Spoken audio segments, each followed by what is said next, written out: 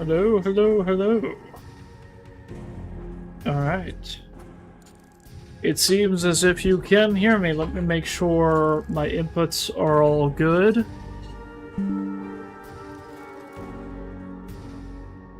Oh, hold on.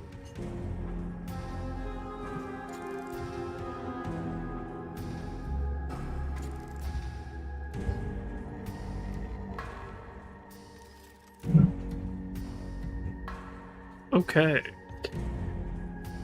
Well, it is almost the 12th anniversary for Five Nights at Freddy's, so I thought we would do some streams likely today, well, tonight, tomorrow, and then Saturday is the big day. So that'll be exciting. We'll see. I don't know. I'm not really expecting like too much, but it would be nice to get some updates on some stuff, but you know, we'll see. Alright, hold on, I'll switch over to, here we are. Oh, hold on, my camera's frozen. That's quite the, it's quite the expression there. Alright, hold on.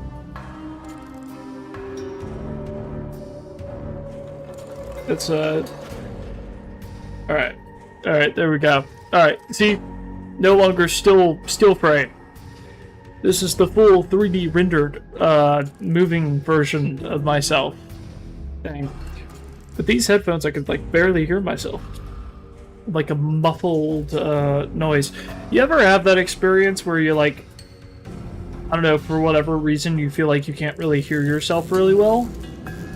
Well, that is definitely what these headphones are doing. They're not very good headphones. They're, like, $20 headphones from Walmart, but enough of that. Okay, I have come out of the trenches for coming back from Deltarune Chapter 5, so I am still very much in that space, which isn't a bad thing, because I want to talk about some things, about some theories, not for Deltarune, for FNAF. We're going to actually yap about FNAF this time, alright?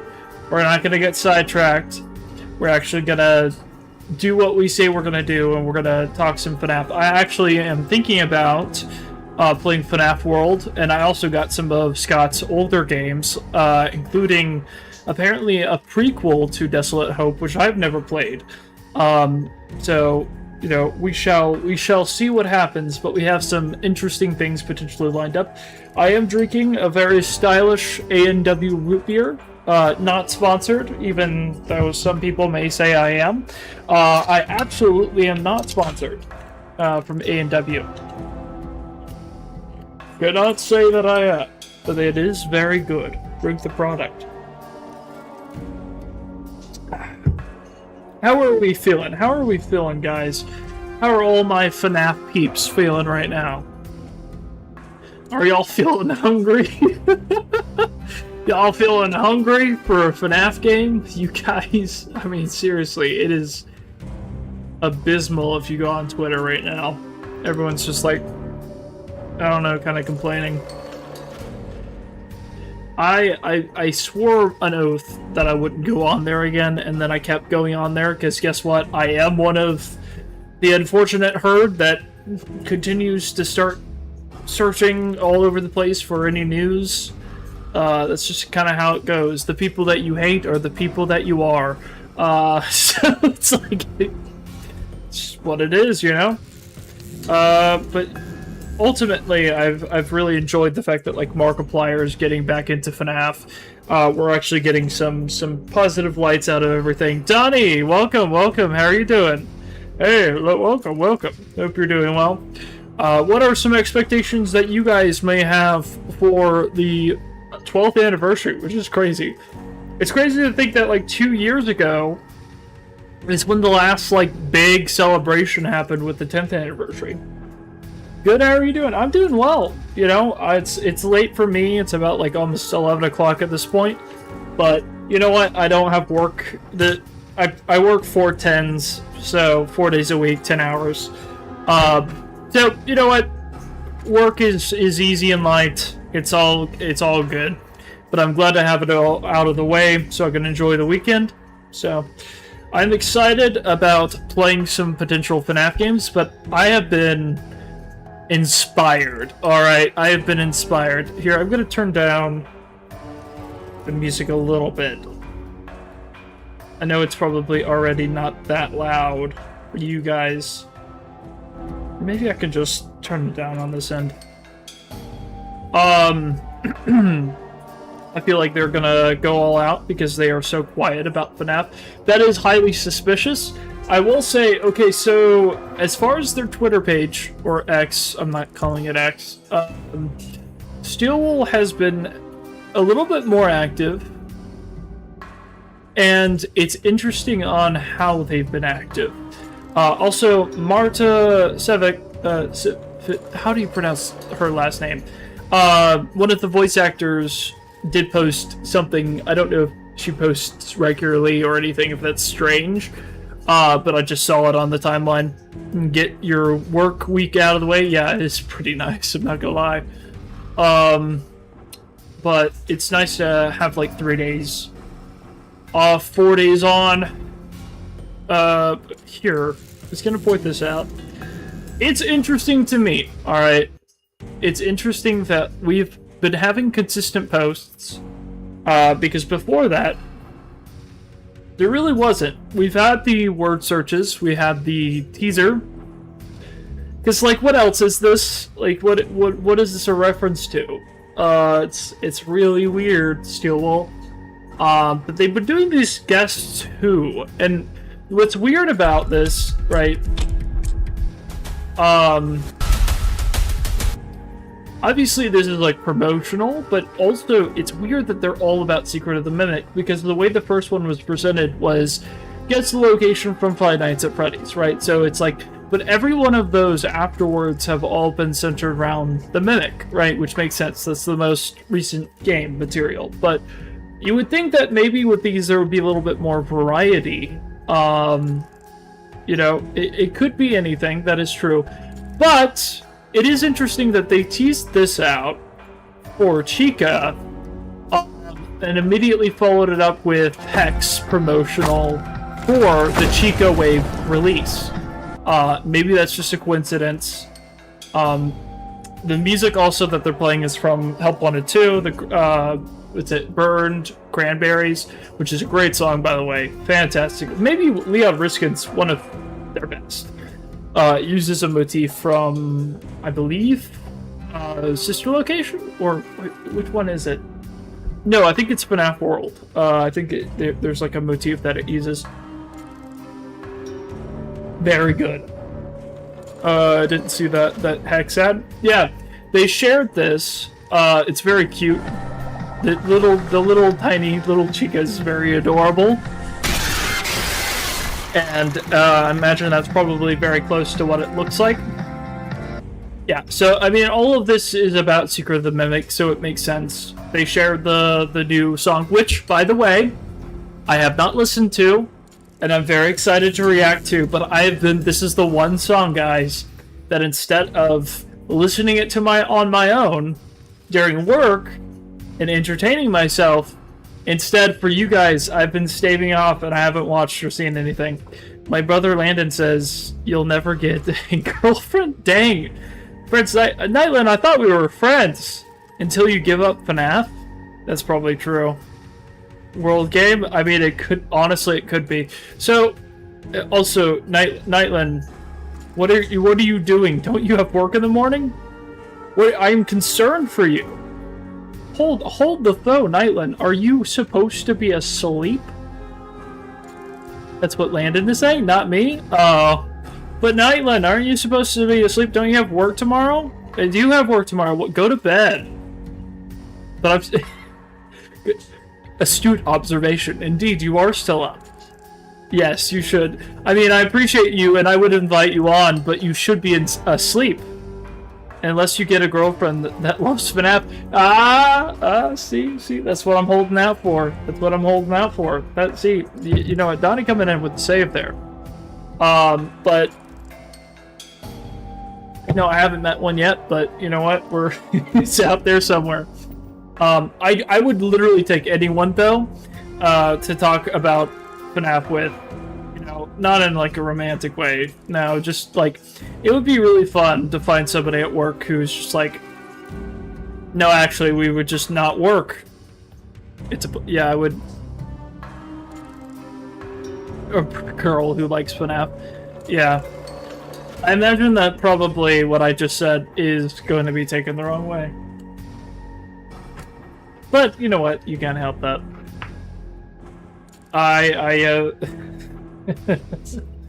As a Valentine's card, I always come back. None of them like games? Dang. That's rough. See, a lot of people that I work with, they are gamers. They do like games, but you know, funny enough, I have been preaching the good gospel. I have been telling everyone about Deltarune, and how freaking amazing it is. But you know what? No one's listening to my words of encouragement. It's very sad. Yeah. It's interesting. I'm very curious to see if we're gonna get anything. There hasn't been any current news from the Twitter account, the 10th anniversary post account. So we haven't got anything from that. However, last year when Scott posted, he did mention there was a lot in works. So I'll pull this up because I don't think anyone's really talking about this. They literally confirm here that, like, nothing is happening right now, but there says, but there's a lot of things happening, not the least of which is putting on the finishes touches on the movie. At this point, that was happening, but, like, they're working on a lot of stuff, you know? Like, they're working. Alright, we gotta put some trust in the work that Stillwell and Click Team and all of the other studios. Who knows, even Megacat. Unfortunately, a lot of these studios, all three of those that I just mentioned, are in a little bit of a financial precarious place right now. You know, a lot of layoffs, but that's not unusual right now. I wouldn't say that's necessarily an indication of, like, games being worked on or not being worked on. Despite what you may have heard, no game has officially been confirmed to be canceled. At least not that has been announced, right? Like, 5 Laps at Freddy's is seemingly still being worked on. I mean, it received updates to the Steam page this year, so it might be released during Christmas. I would think that would probably be likely. It feels like a pretty good holiday-ish game. So I think it's going to be a pretty chill release, though, because I don't know. It's too much. The animations are too much for me. I don't like the Mega Cat game. I love Into the Pit. Into the Pit is probably like my favorite game. But I mean, I'll respect your opinion, but I'll heavily disagree. You could be correct and wrong at the same time. Those are two completely, you know, plausible options. I think they are going to announce a DLC to either Security Breach Ruin or, I mean, no, it's gonna be Security Breach 2. I mean, it's gotta be at this point, right? I mean, just from like a marketing standpoint, it's gotta be Security Breach 2. If you're gonna go in, you gotta go all in. Ruin isn't getting another sequel. Ruin isn't a full game. That's a DLC. But like, I don't think Security Breach is getting another DLC. I think this is just it's Security Breach 2. You know. It's scary for LOL. Into the Pit is dark. Yeah, no, I get it. I love it, though. I will say, there are still parts of that game. I mean, that game still scares me. It does. It does freak me out a lot. Especially, like, some of those parts are absolutely pretty dark. But, yeah, I'm excited about the potential, the hopium of things to come. We shall see. As far as like other things, there hasn't really been anything. We don't really have any news or anything else to discuss. I mean, I think turns of the car, the visuals, yeah. And a cliffhanger with Cassie. I mean, I think they did that very intentionally. I think that it's definitely been a lingering plot point that needs to be addressed, right? I don't think I have as much of a problem with it. Like, I don't think I have any issues really with like cliffhangers, and as long as they're planning on completing the story, which I definitely think that they are. 1 second. Here. Actually, you know what I could do? Here. Because I'm struggling with hearing myself with these headphones. I mentioned that in the beginning. And it's kind of hard to talk whenever you're like muffled. Yeah, then you need to complete the story, which I think is the biggest thing, right? So like, I know a lot of people are talking about like a Fredbear's game or like FNAF World 2. I think none of those matter right now. I think that the biggest thing is Security Breach 2 is a promise that the things that were introduced are going to be completed, right? And I think that what I'm so interested in, right, and this is kind of a weird thing, right? So what I really want to see happen, obviously Security Breach got derailed from the story that it wanted to tell. However, Ruin was very clearly a pivot, and that got into the Mimic stuff. It's clear to me now that Tales of the Pizzaplex was Scott's way of redirecting the story back to where it needed to be, and letting us know in some very subtle ways that still fit within the canon of the game. Security Breach is canon, right? That's just because it didn't go the way that the developers wanted it to, or at least the creator's intention, doesn't mean that that's not the framework that Scott now has to deal with, right? So, writing off Burn Trap, that was an unfortunate, needful retcon that just had to happen. Because Burn Trap was never supposed to be in that position, he was never supposed to be in that role. He was supposed to, I believe, my theory is, play a kind of an allusion to Glitch Trap, without necessarily being the focal point, which was supposed to be kind of the additional games going forward. And then, like, Help Wanted 2, that was definitely a Steel Wool push, right? And a good one, I think, right? I love Help Wanted 2. I think that's one of my ultimate, probably like top 3 or top 4 favorite games.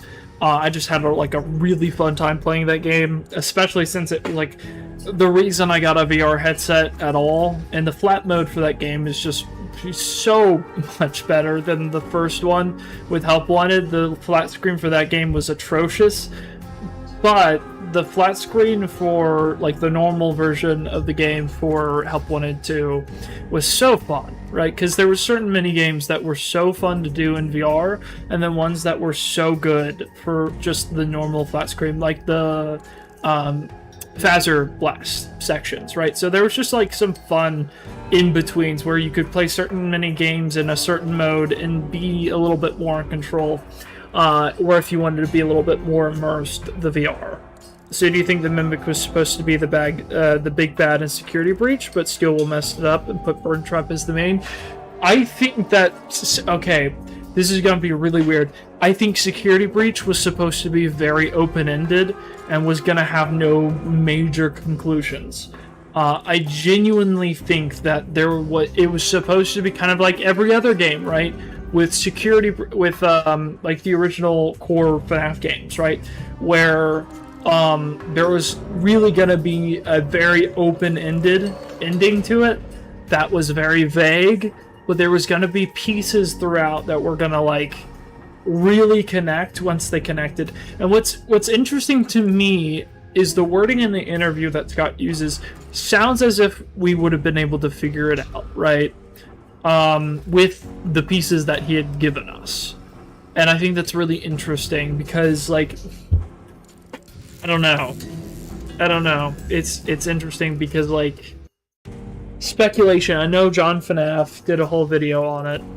And I think it's hard to speculate about those things because we just don't know. And I think the moment that you start to put yourself in the place of the creator is the moment that you've put yourself too far, because I don't think you can.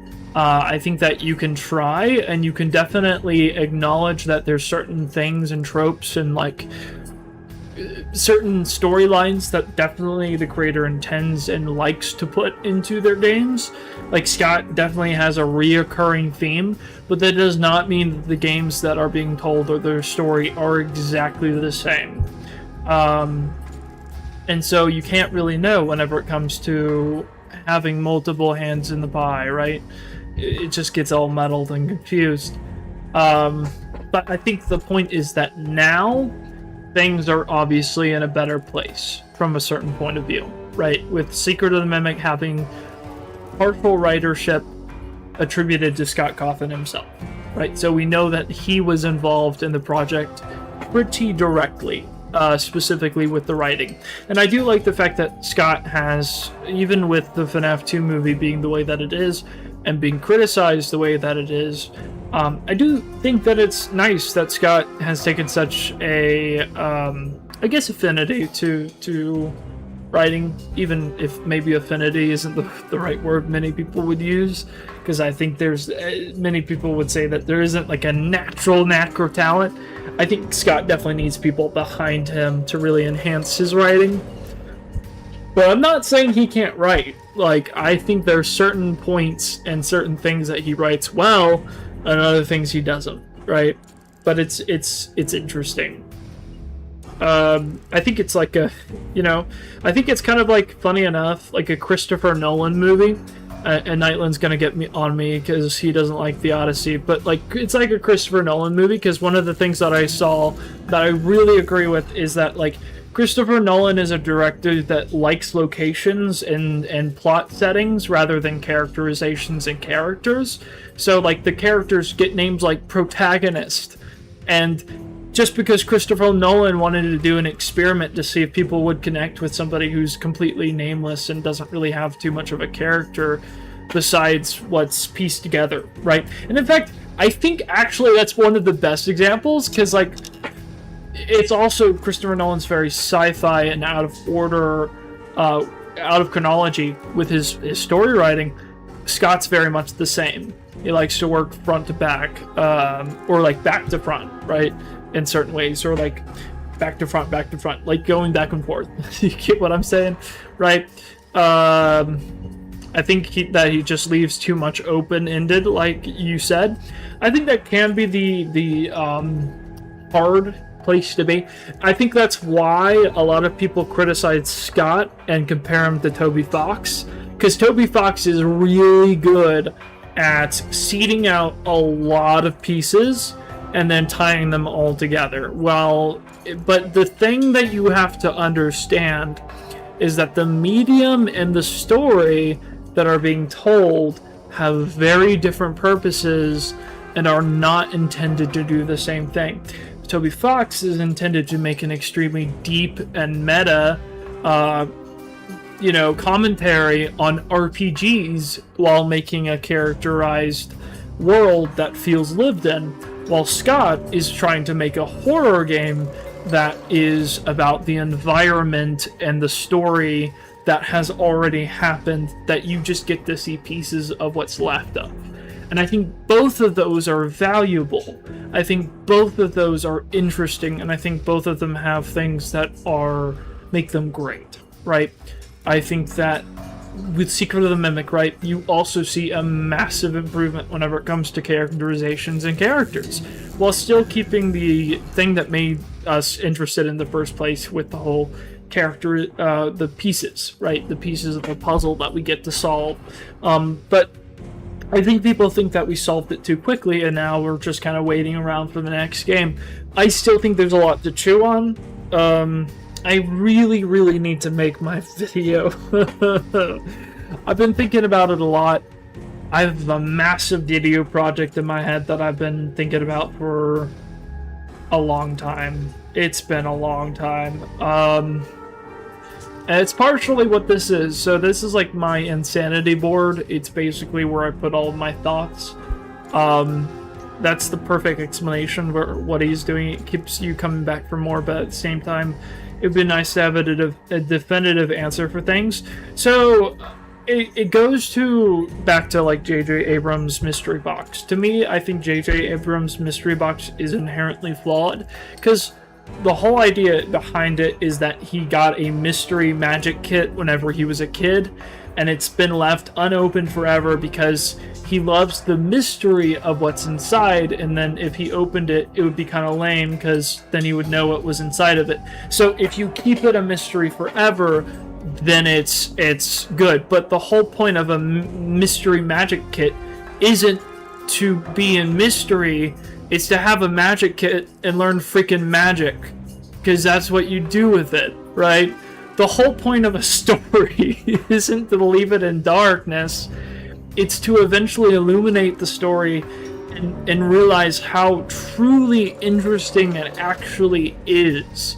And the thing is, I don't think that Scott hasn't done that with some of the things, but I think that the problem is he set himself up trying to do things as quickly as possible, right?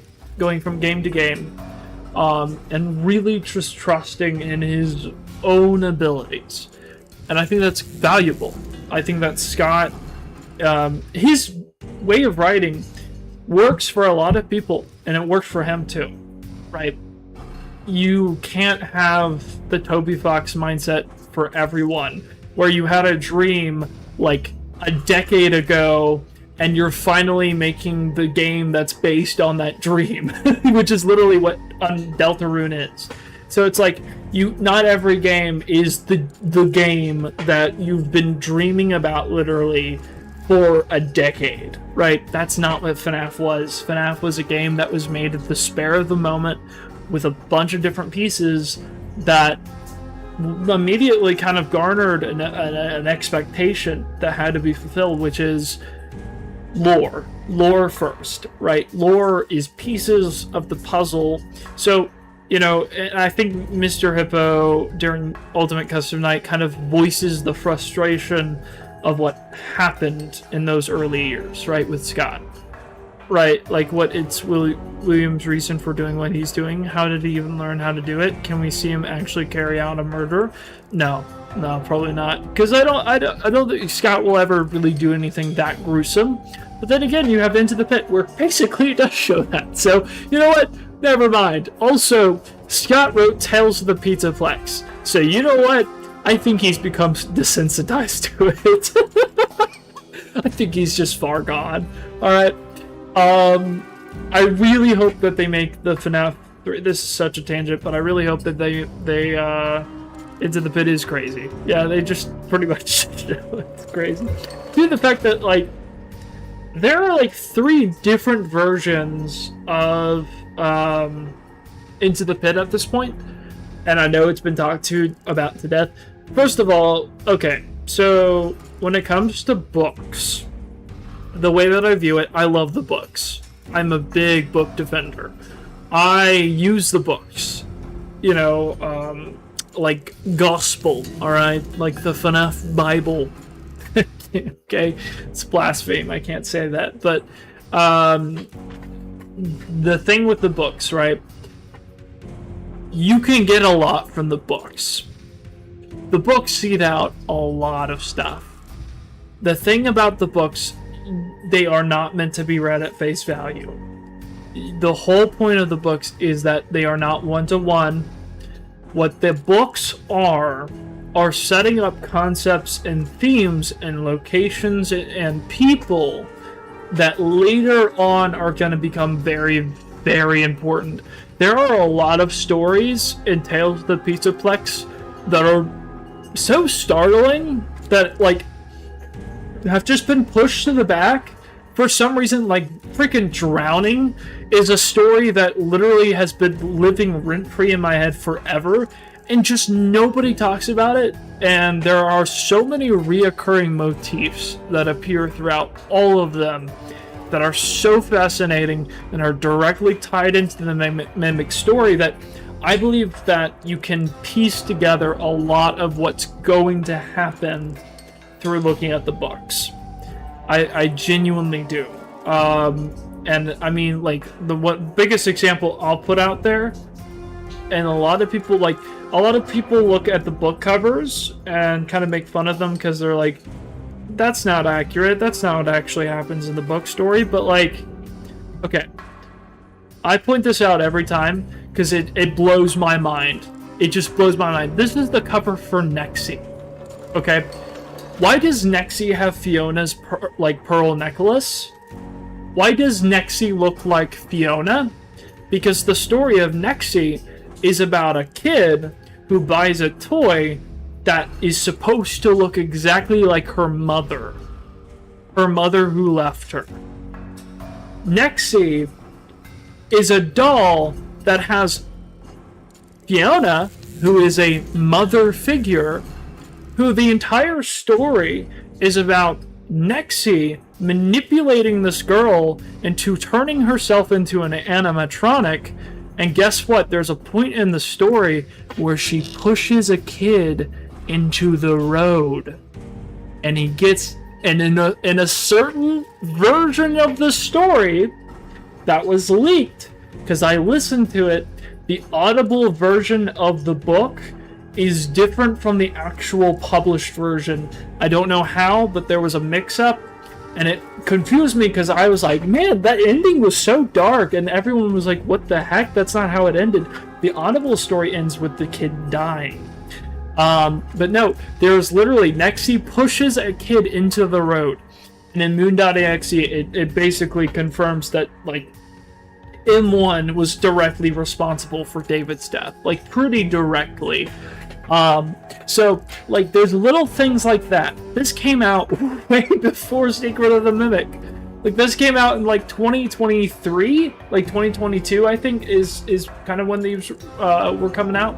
Yeah, that was, like, 2023, I think. So it's like, it came out so before any of this, and yet, no, it's got these little tiny details that, if you pay attention to, are going to start to mention. And I've talked to a lot of people who have, like, brought similar things to me.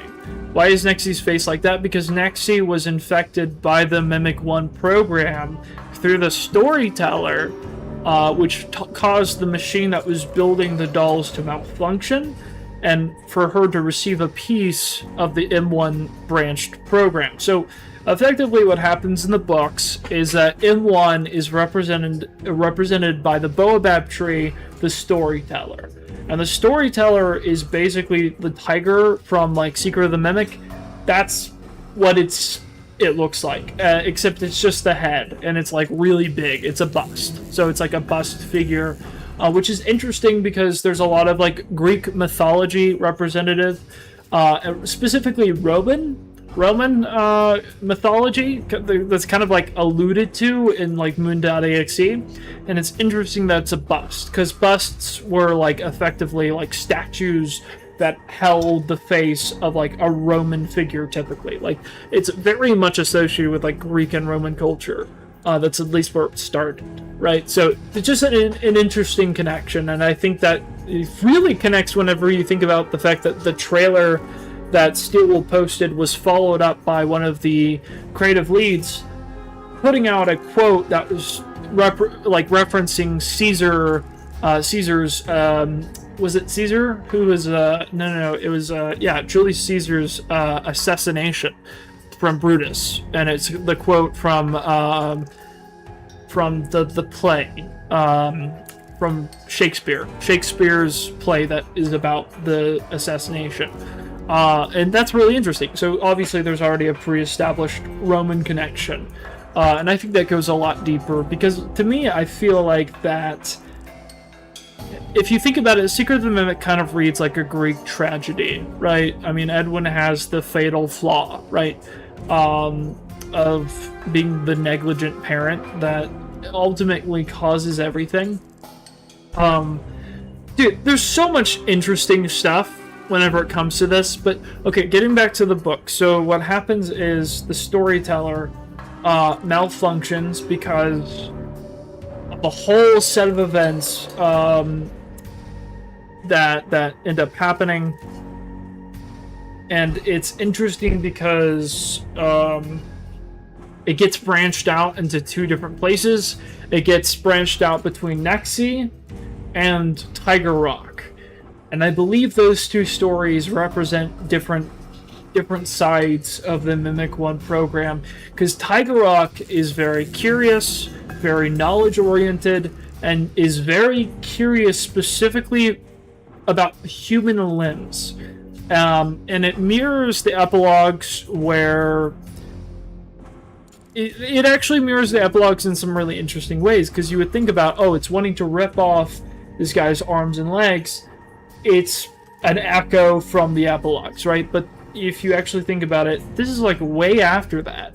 It's real weird. I mean, at this point, M2 would be shut down, right? Well, I think there's a difference.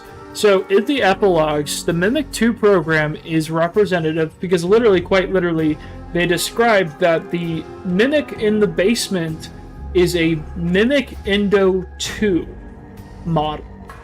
While the storyteller in the Pizzaplex is specifically called M1, is called Mimic 1. So the epilogues animatronic that we see, that's partially charred and burned, but has a replaced head that's shiny and new, is actually M2, while the one above that's running the Pizzaplex and infecting everything is actually M1. So you have the two sides that were actually, even before any of this came out, you already had it symbolically represented. In fact, you actually get it represented several times over again, because the Baba Dots are also separated between an Endo 1 and an Endo 2. With the VIP, you have VIP and VIP, a virtual and then a very informative pick, right? So you have these two different ones that are working on like different planes of existence, right? And do different things and have different dichotomies and interactions with characters. Some are good, some are bad. You don't really know where a lot of them stand. You don't know who's really lying, who's really telling the truth. But the difference between the Tiger Rock instance, where it's trying to rip off the human limbs, is that Tiger Rock does it indirectly. So in the program that Kai, the main character, gets trapped in, he gets trapped into an AR booth, very similar to what happens with a different character from Under Construction, which was one of the first storybooks, which has a lot of really interesting imagery in there. But what's interesting about that story, right? So he gets trapped in there and gets basically placed in a scenario that's 5 years in the future of what the Pizzaplex might look like, and he gets to experience this whole thing.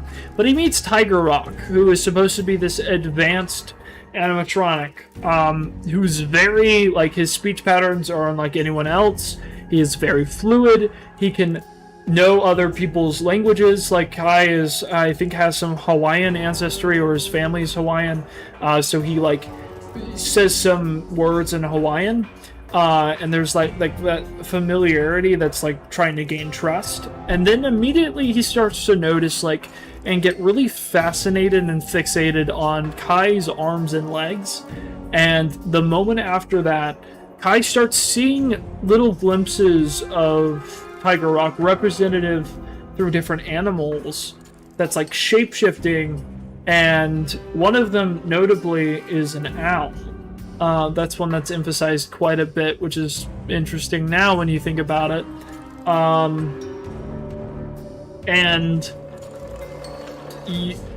Towards the end of the story, you get something really, really interesting. Kai escapes.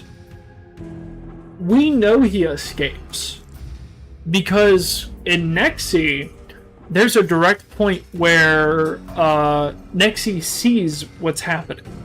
And that story's mirrored with Kai. Kai looks out and sees a girl with a doll that's Nexi. So these two stories are very interlinked. But when he goes home,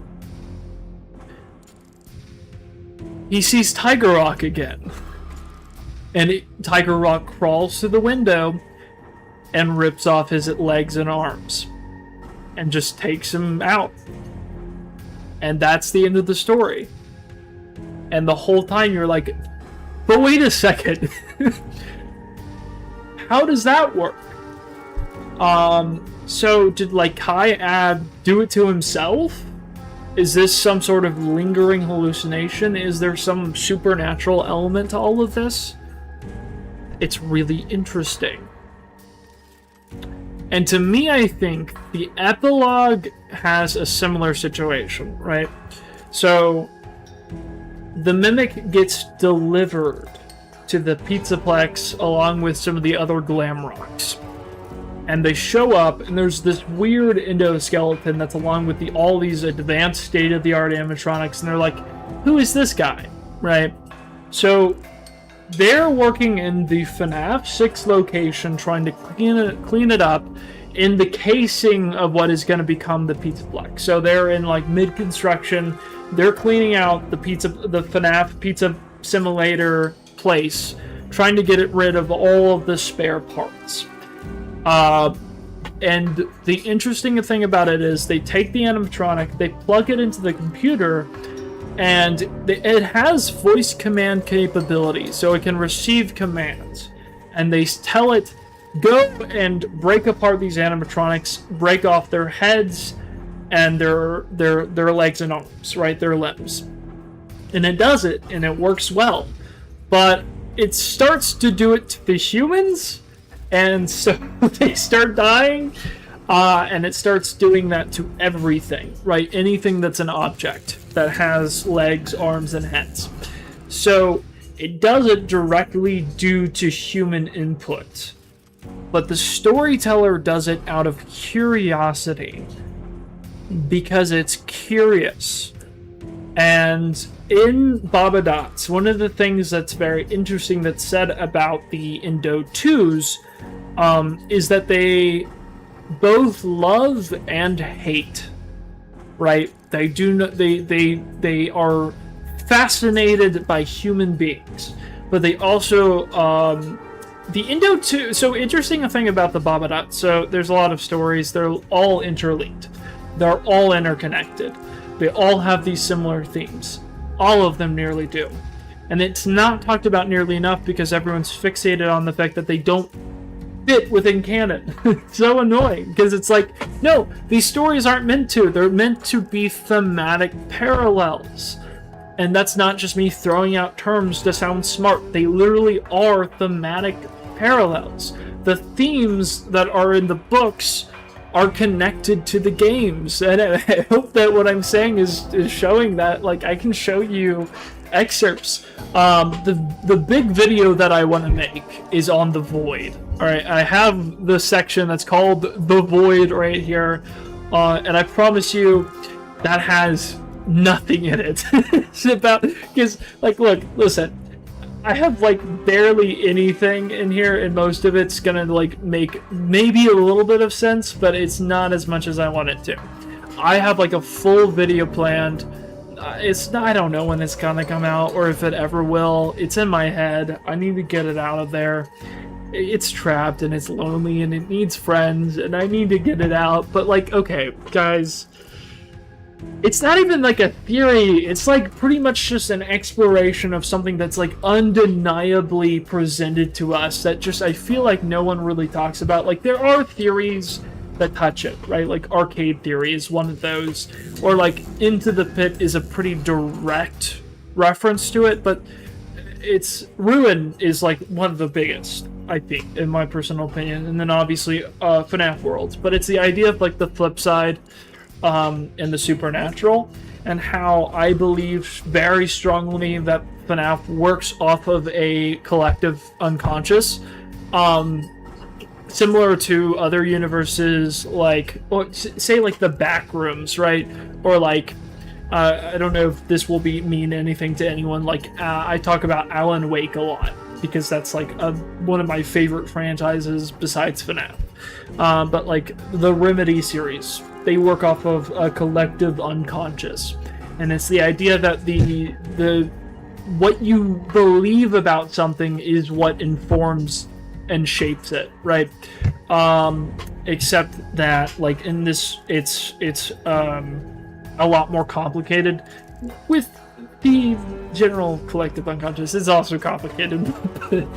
I have here, my chair is broken, and if you'll watch the video, you'll start to slowly see it descend. It just goes down. It's so sad because it's like I'm here, and then it just goes, and then I go down, and it's very funny. Everyone laugh. I said I was yapping about FNAF. Are you guys happy? Is this enough yapping for you? I've been talking about this for an hour already. No, I'm having fun. Are you guys having fun? How are we feeling? I feel like I've just been talking. But yeah, so, I mean, absolutely, the stories are intertwined between Nexi and the storyteller. I mean, it's so interesting, alright? I mean, there's so many little books I could yap about. We have a live reading of Escape the Pizzaplex. That might be my favorite thing I've ever done, because I do it with Nightlin, and Nightlin, obviously, if you've ever watched a stream with us, we're both off the wall, okay, to be clear. But that stream brought out another side of us. That book was so crazy. I normally am a big defender of the books. I still have no idea what the crap that book was. Alright, Escape the Pizzaplex is his own beast. Like, I mean, oh gosh. Oh man, with the reagent and everything. It's so interesting because, like, Escape the Pizzaplex basically, like, it effectively makes it to where Gregory is the villain of Security Breach because he is the one who single-handedly caused everything. And I'm starting to think that the story of Security Breach was supposed to put Gregory as the villain. Or at least, I don't think he was necessarily supposed to be the good guy.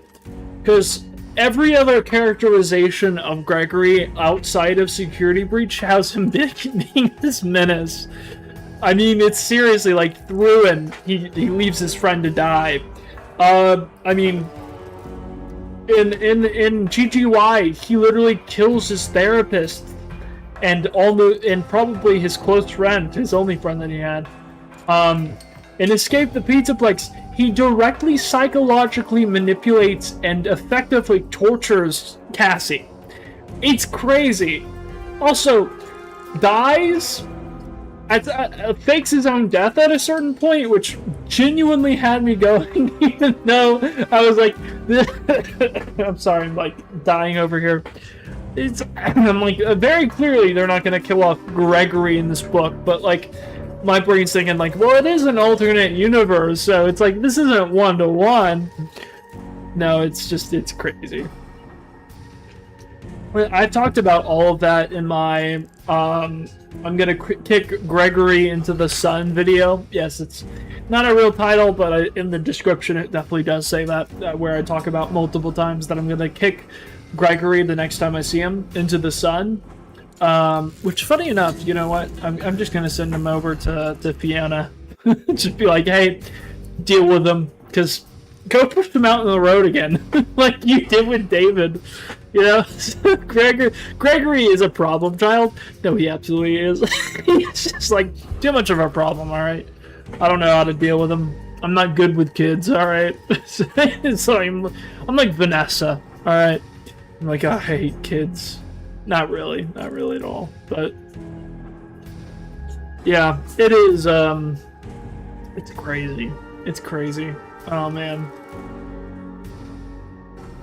But so it is unfortunate, right? Because like there's so many interesting little bits that we're starting to like gather together. Because like when Scott originally came out and was like, hey, so, you know, I do have a story, right? Like, I do have, and then, of course, I got messed up with Security Breach and everything, but, like, he still does have a story. He said that it was, like, one of those things where it will make sense. And the thing is, I think that it is gonna make sense. I feel like the more games we get, The further we get along, the games are starting to become more cohesive. They're starting to become more tightened up. It gives me a lot of hope for Security Breach 2, especially for the writing. Like, if it has any... The fact that we had some, like, juicy, like, tender symbolism in Secret of the Mimic just made me so happy. With how, like... I love sun and moon imagery and the eclipse, and obviously we had that with Security Breach, but it finally felt like it had its intended meaning with Secret of the Mimic, right? I think Security Breach Gregory was overtaken by the Mimic program through the arcade games. I think that's very possible. I mean, very clearly we know arcade theory is true, right? To what extent you think that arcade theory actually is, I have a little bit more of a greater vision, I guess you could say. I don't want to, like, overhype my theory, but, like, it does prove and expand on that theory. And I think also makes FNAF World make a lot more sense. Like, I think FNAF World has a lot of meta narrative elements that I feel like kind of get cast aside as just a joke. But I think genuinely, if you think about it within the narrative of what FNAF World is, actually makes, like, a lot of sense. Because, like, think about it this way, the games that you played, you broke my games. It's not talking about the games that you played, it's talking about FNAF 3. The way you beat FNAF 3's Happiest Day is by breaking the games. So it's like, the creator of the game doesn't necessarily always have to be an allusion to, oh, it's Scott Cawthon. And it's like, if you think about it this way, like, Toby Fox does so many, like, self-inserts that I feel like we shouldn't write off all of FNAF World, just like even its normal dialogue, which is really what I want to do. I want to go through FNAF World, and I actually kind of want to take it seriously, you know? Like, I actually kind of want to look at it and genuinely try to see if there's some double meanings, if there's some, like, because there is very clearly contrast. You have the clock ending, we take it that seriously, but we don't take seemingly really anything else. Like, even the Chipper and Son stuff, like, I feel like references, like, I know there's references to, like, Star Fox and stuff, like, let's look into that. Maybe there's some interesting references or something that, like, why was that chosen specifically? Maybe get a little bit too deep in the weeds, alright? I would be willing to even dive into the code and see if there's some interesting stuff in there. Like, I don't know, it could be fun. It could be fun. We might have fun with that. We shall see. Hold on, some water is running. I'm gonna turn that off. I think it's in my bathtub.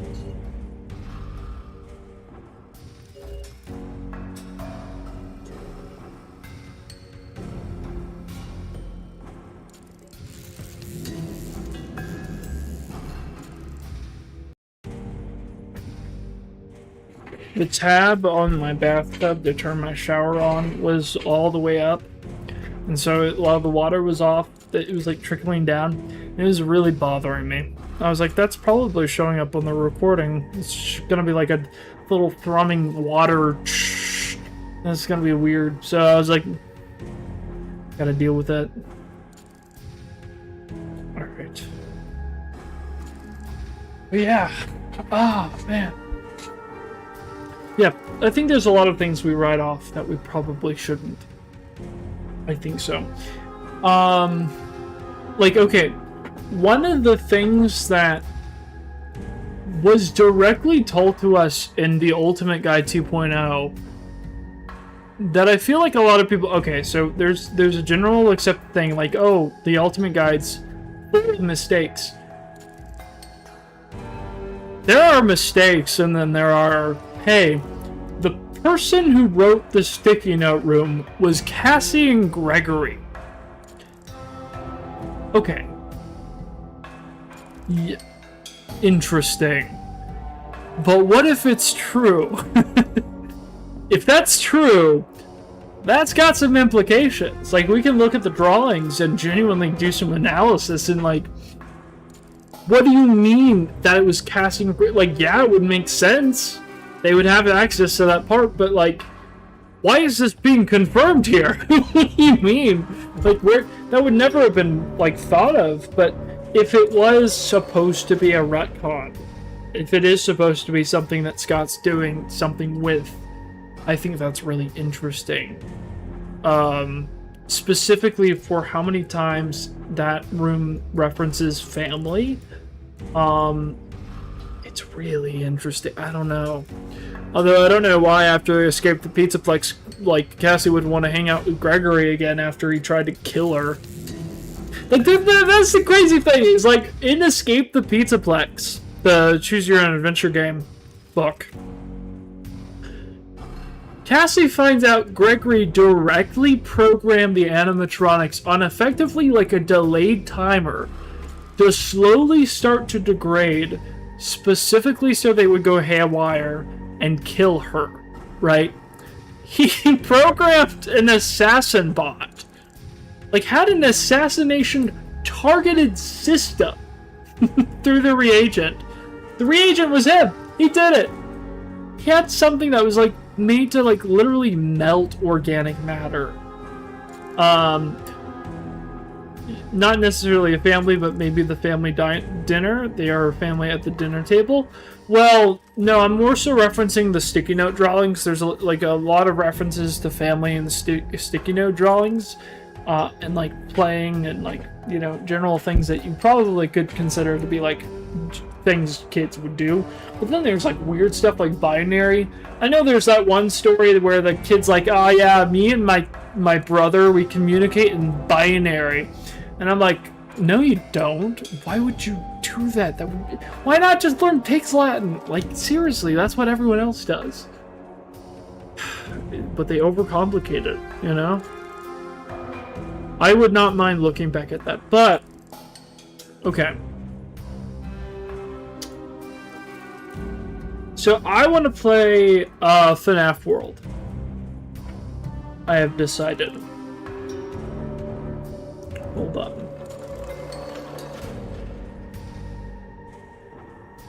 Oh boy. Let's still look it up. I don't think that's the actual game, but I did get the game. I want to go through FNAF World. This is really what I wanted to do. Hold on. And I want to actually take this seriously.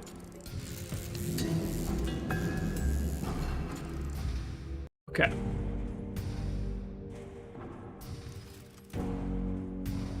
Alright, hold on. Don't do anything. Don't do anything. Okay. This is a safe place. Hold on, hold on. I'm not ready. I'm not ready. I want to be fully prepared. Okay. Everything that happens in here has a direct effect there. And that's important. Because I feel like that's getting onto a concept. Okay. I want to let's do this. Yeah, I'm excited. Let me boot this up. I hope I didn't completely delete any hope of getting that again. No,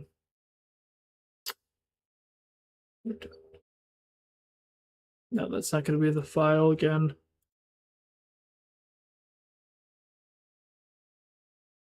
Where did it go?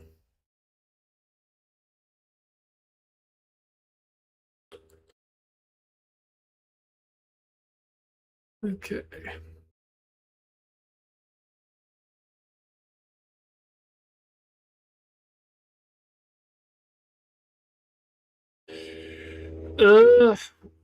Where is it? Not world. Okay. Oh, dang it. Here. Hold on. I wanted to, well, I guess I could, hold on. Let me do this for real. Not that. Go.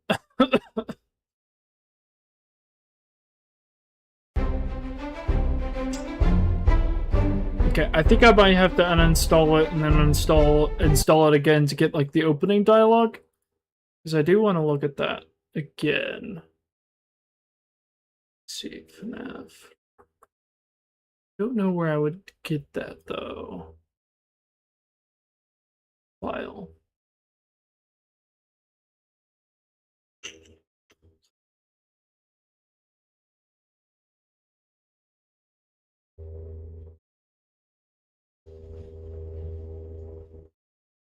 Where'd it go?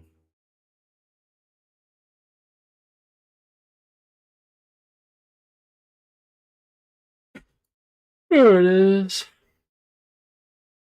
Okay, hold on.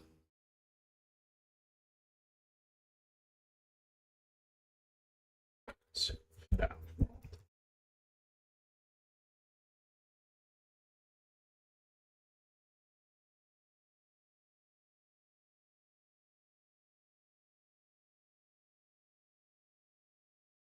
UJ, let's try this again.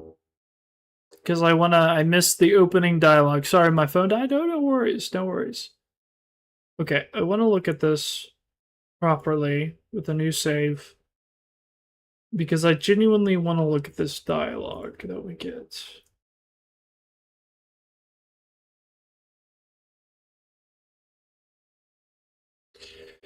Because I think it's interesting. And yes, I know that every single sprite, every single message has probably been uploaded somewhere, but I want to look at it all in context.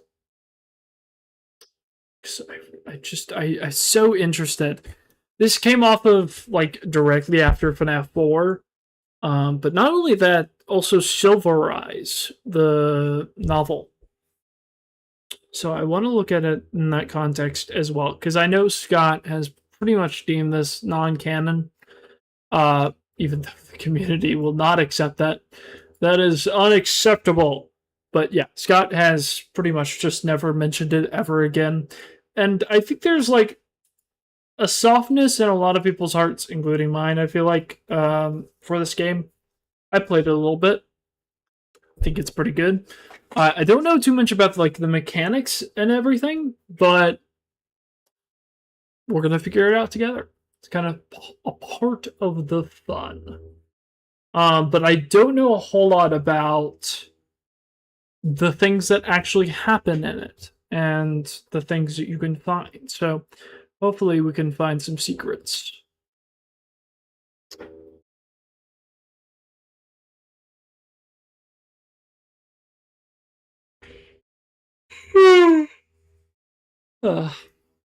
It's a loaded.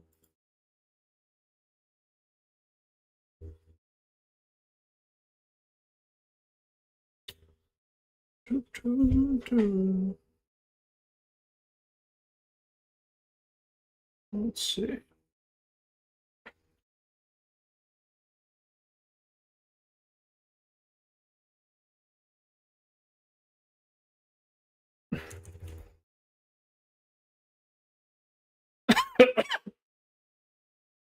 Gonna change the title to Overanalyzing FNAF World. We're gonna take this way too seriously, guys. If I can actually keep my eyes awake, because I am very tired.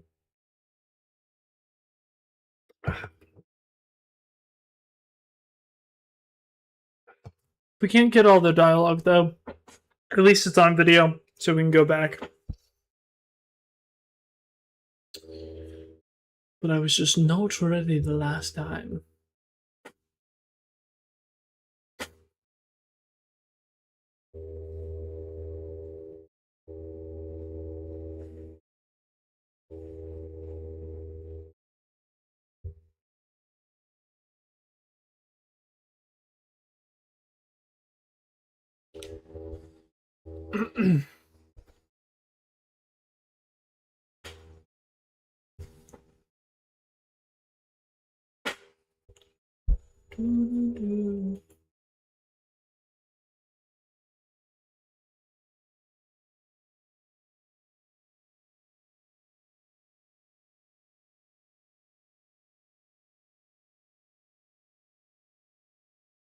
It is ready.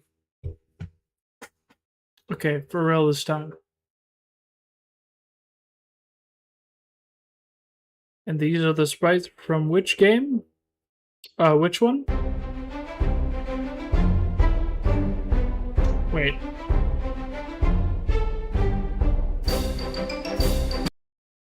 It did not give me the introduction.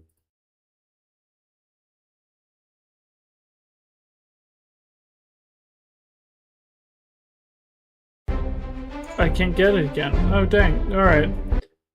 Well, I guess we'll have to actually look it up.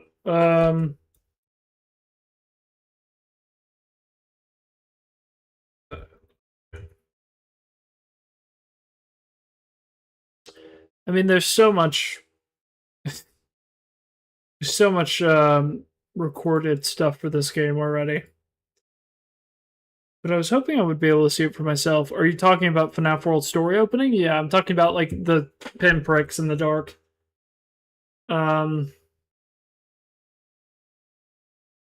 This part.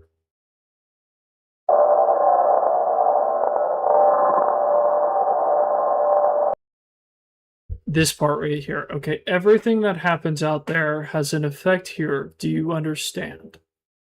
Who is he talking to? Obviously us. But also, what's the noise from?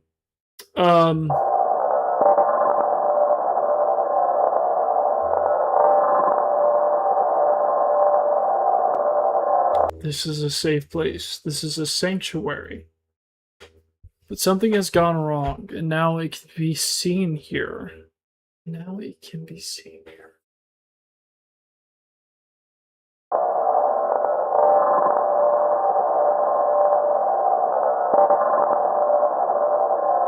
Something went very wrong. That's why I am here.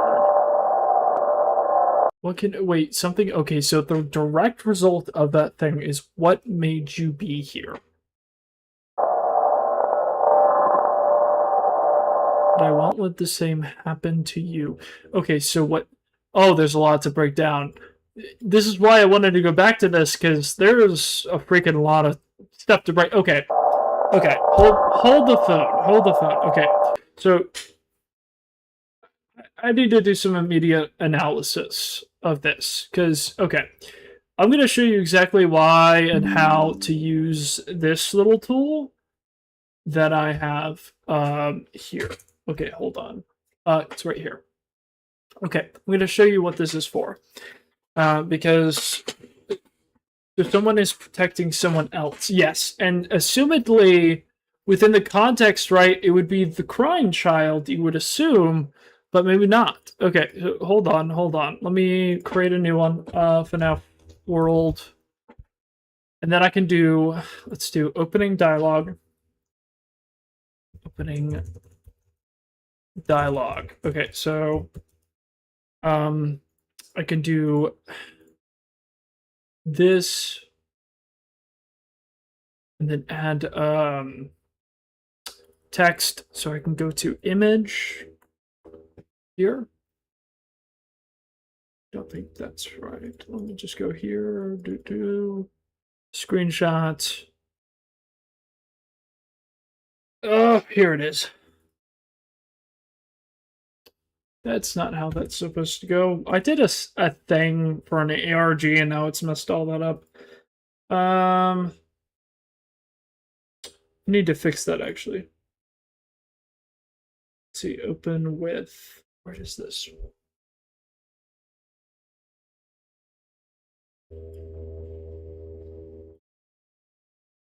Photo.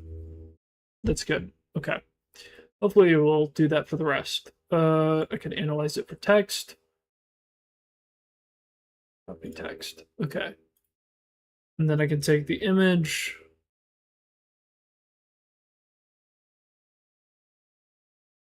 All right. And then I can, okay, hold on. Okay, let's see.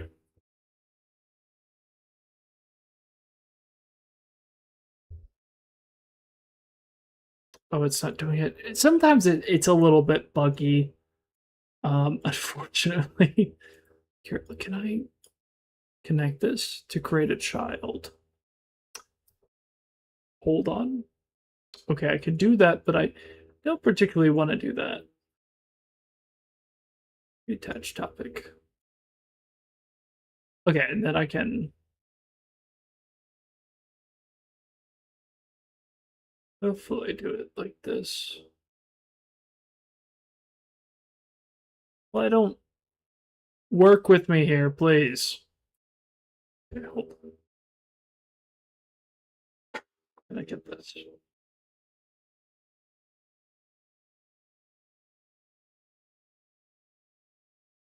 Stop. Can I do a thing where it doesn't do that anymore?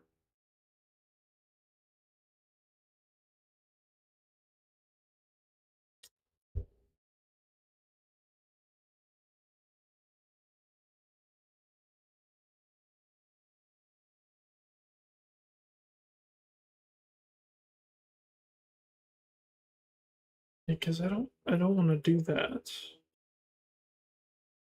Dang it.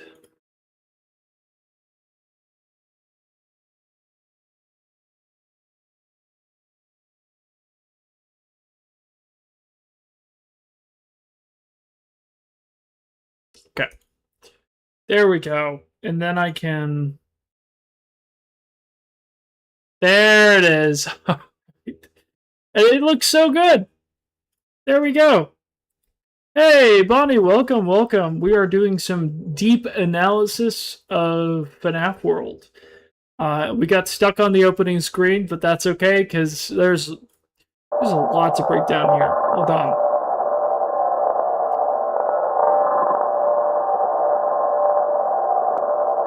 Okay, so this is a safe place. This is a sanctuary.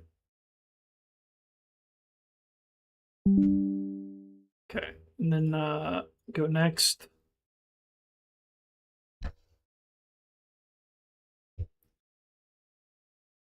Go there. Hold on.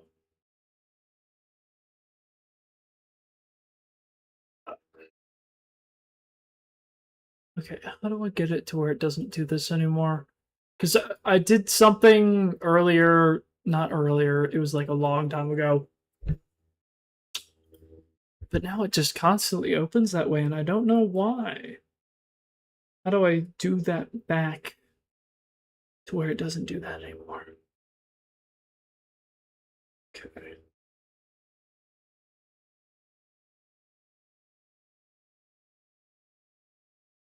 Let's see.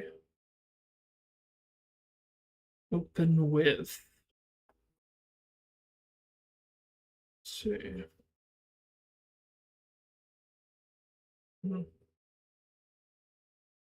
It is what it is.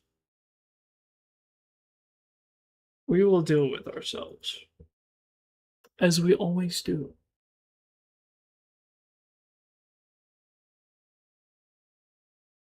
Okay. So we'll get there.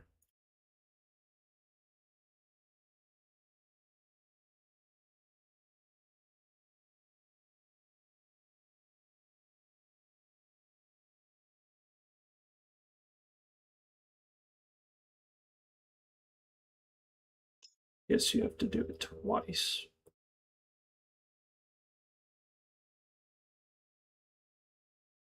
There we go. Everything.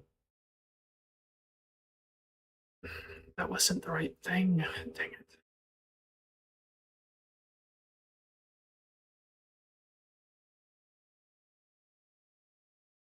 There it is. Okay. Sorry, guys. I'm trying to get everything together. Okay, there we go.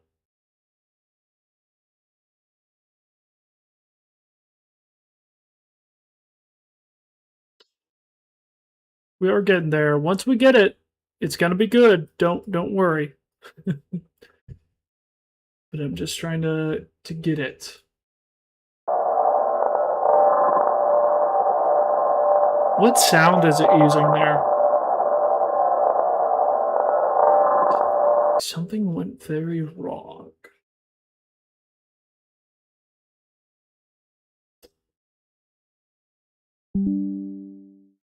Everything that happens out there has an effect here.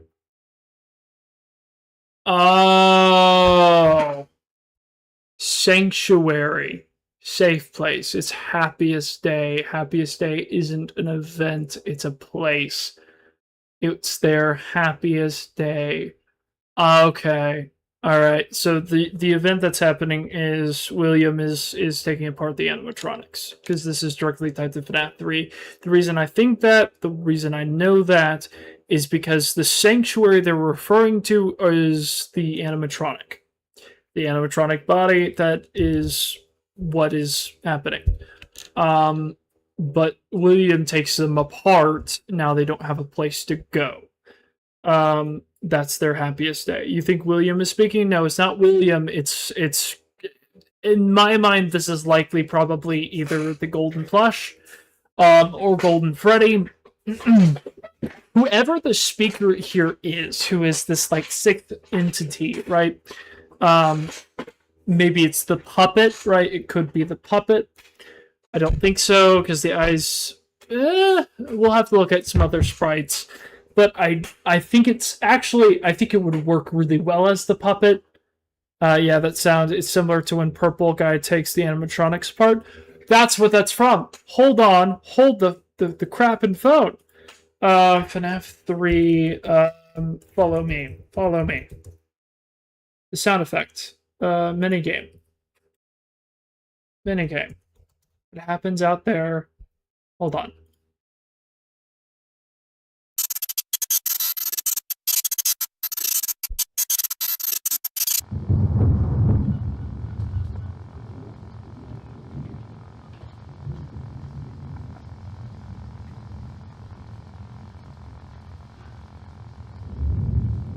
No, no. But this sound sounds familiar.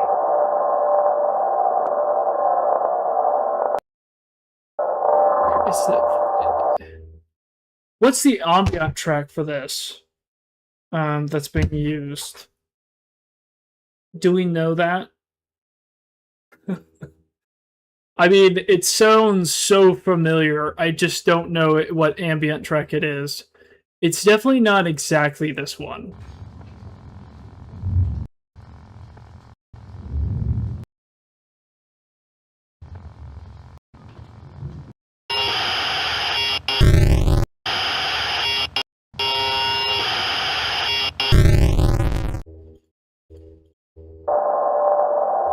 No, but it sounds, it almost sounds like maybe like a bit slow, and it's like Monty's Ride. It kind of does sound like that a little bit. Maybe it's like some FNAF 1 ambience.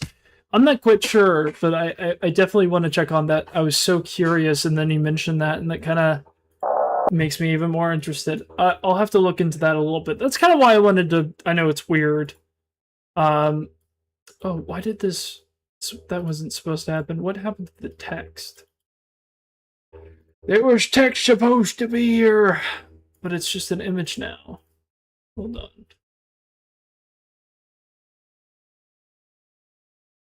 Wait, wait.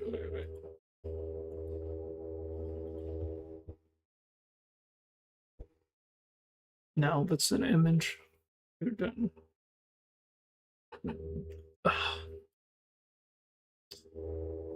Then that sounds like the fan or sister location when you're in the vent. It does sound like sister location. I'm gonna have to check the ambient track on that. That's like really important now. It kind of sounds a little bit like the FNAF 2. Um, Hold on, actually.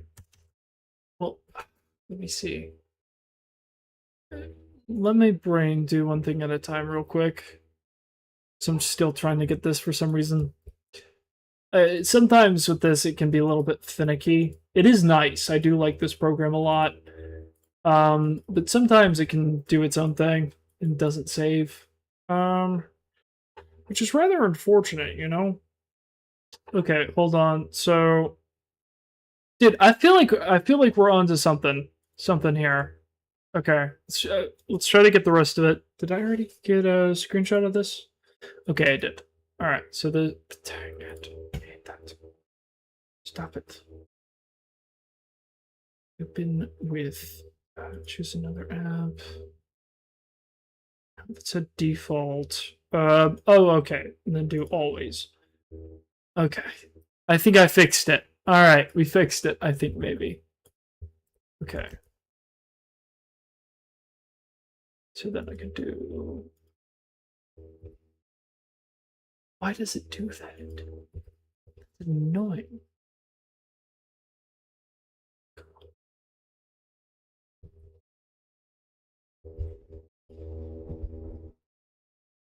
That's not what I want to do. Paste. What? Why won't you work?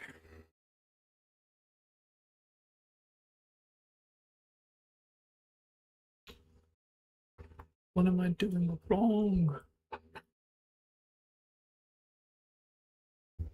Okay, there we go. Slowly but surely, we're getting there. But I won't let the same thing happen to you this time.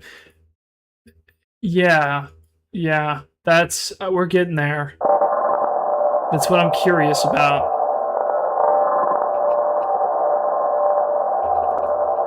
Okay, hold on. This is a safe place. This is sanctuary, but something has gone terribly wrong. Okay, everything.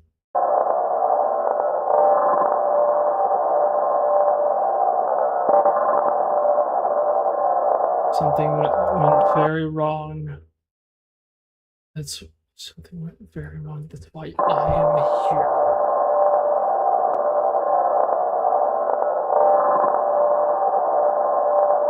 But I won't let the same thing happen to you. This very clearly is the speaker from FNAF 4. I'm the first person to like. Well, welcome in. Hope you enjoy the stream. Also, everyone here should like the video, guys, if you're enjoying it so far. Thank you for the plug. It's so interesting. So, because I want to dive into this dialogue deeper when we get there. Won't let the same thing happen to you. What does that mean? And then it's like it's cemented by the line, "I will put you back together." It's the same speaker, right? That's clear. So, is this a precursor to FNAF 4? That's why you're guiding us through this. Because you don't want the same thing to happen to you. So, hold on. This is important and interconnected, intertwined into FNAF 4. So, I don't want the same thing to happen to you, so I'm going to guide you through the memories that are your trauma, the source of your trauma, so that what went wrong with me doesn't go wrong with you. Same event happened, the person being protected saw it, and who or whatever is talking is saying no one allowed the same thing to happen to you. Is what's confusing. I'll put you back together. Like memories?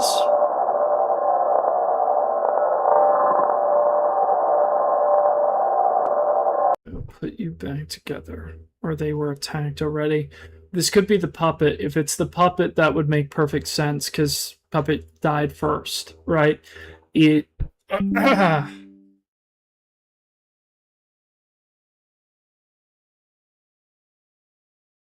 So that would fit. That would indeed fit. Won't the same thing happen to you? Did we already get this? I'm trying to see. Oh yeah, not that one. But I won't let the same thing happen. No, okay. We're gonna come to you in just a second. Okay. I'll put you back together. What's interesting is that when the Fredbear plush says this, they are not in the dark. They are not concealed. They are, I believe, fully seen. So the contrast is pretty striking there, right? I will put you back together again.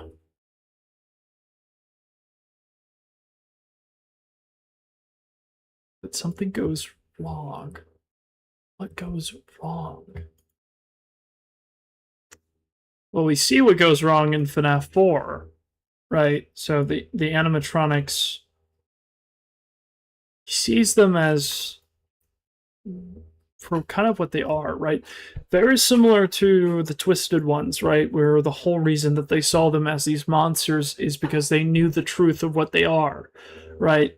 They were informed by the truth that they were corpses, or at least what they presumed to be corpses. In reality, the Twisted Ones weren't possessed. They weren't the children, but the association created that illusion. So it almost makes me wonder, is it the same kind of concept? Because that would be interesting. The nightmares being basically a product of how the FNAF 4 child sees his new friends. Because they remind him of the animatronics that he was so terrified of, and yet he probably doesn't realize that he's one of them.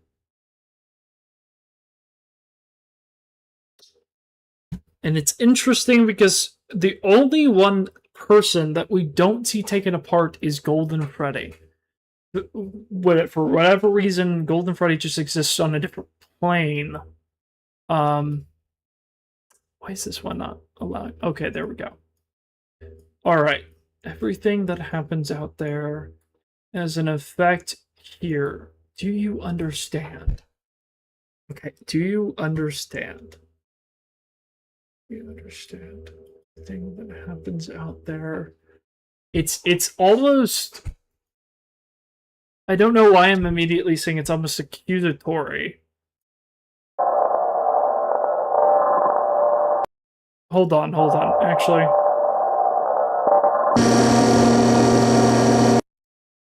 that glitch effect also is very familiar.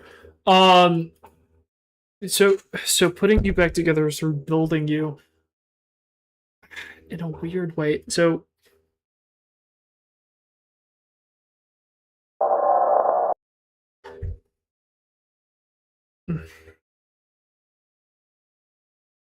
what is this track called? Hold on. FNAF World soundtrack.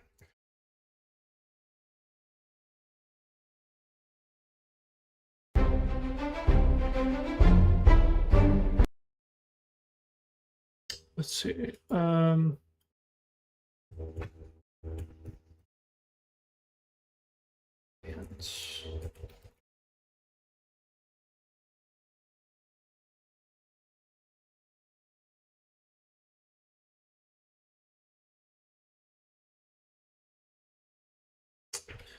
Hold on.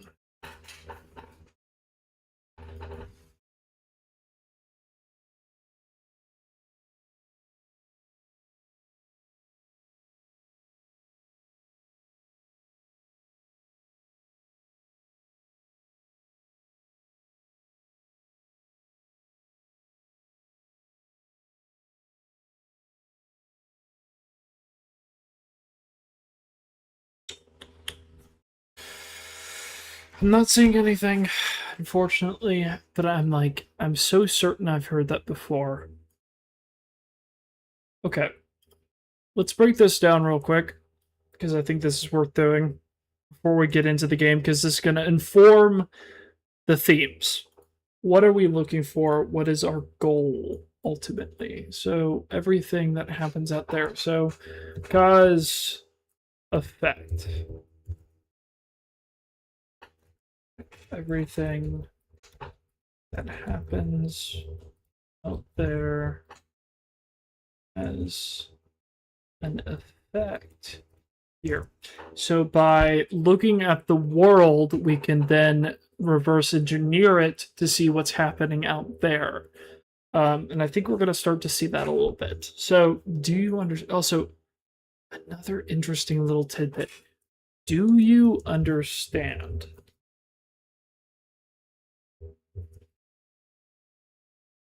Understand.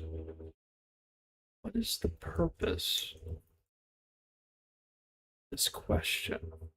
Do you understand? What is the purpose of that question? Because, okay, it could be a normal thing, right? Like, do you understand? Like, this is important. You need to understand this. The read I'm getting on it is weird. I don't know if it's just me. I don't know if that's just a weird, it's late and I'm tired, but like the whole question at the end, do you understand? It feels accusatory to me, as if it's like your fault. Like you didn't follow the rules, and so now everything that happens, your effect of what you did had ripples. But then again, this seems like a helpful guide, right? It doesn't seem like it's that way. Yeah, it's two worlds, I think. No. I do agree. No. That is completely accurate. That's not what I'm referring to, though. I'm not referring to it not being like two different places. More so the framing of it. Like you did something. I don't know. Maybe that's a false read. This is a safe place. Okay, this is a safe place. Okay, sanctuary. Okay, something gone wrong. And now it can be seen here. Now it can be seen here. So this is immediately going back to this. Something went wrong. So this is cause and effect. So the cause and the effect. This is a safe place, this is a sanctuary, but something has happened. Also, sounds to me like reassurance, like a person is trying to convince the other person that they are trustworthy. Yeah, no, it could be. Sounds to me like it, but I could be wrong, yeah. No, it definitely is. They're trying to comfort because they don't want the same thing to happen. Something went very, very wrong. That's why I'm here. But that doesn't make sense. So something went very wrong. So that's the cause. So cause.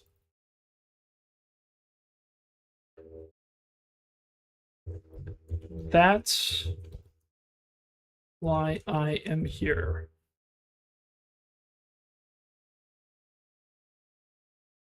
Okay. Effect. Cause and effect. So the cause is something went very wrong. That's why I am here. So they didn't. Hold on. Let me just put this on a different one. They didn't always used to be here. They are here because of what happened. So they are a direct result. But I won't let the same thing happen to you. So that's a promise. Promise. I won't let the same thing happen to you. Connected to FNAF 4's guidance. How do you spell that? No, it would be guidance. How do you spell that? I don't know why I'm blanking on that. Guidance. No, I had it. I had it a long time ago. Doubted myself. And how to spell basic words. That's fine. Okay, and then I will put you back together. Direct reference to the end of FNAF 4, confirming this ties directly into those events, either prior or after. The other entity is only here because of the attack. You're right. Yeah, so it's like Okay, so and then we're gonna get our alternate perspective in a minute here. But this is the one that presents itself as the correct one. And that's what's interesting. So this is the one that we're supposed to trust. I think we can assume that Glitch Bear is probably the same thing as the speaker. And the plush from FNAF 4. All of those are the same character. I think it just makes sense. Okay. So we've done this analysis. Let's continue.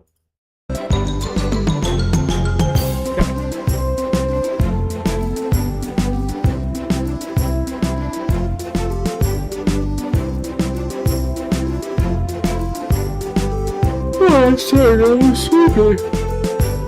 Alright, let's start the game. New game. I don't have any save data. Fix party. Normal.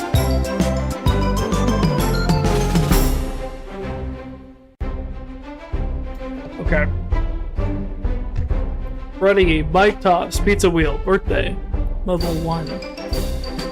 Bonnie, Chica, Foxy, Boy Bonnie, Chica, Boy Freddy, and Mango. Surprise. Okay, I don't know enough of the game to really know what's good, but okay. But I think this is all party members that I start out with. I think I'm good. Okay. Do I need to? What do I need to do?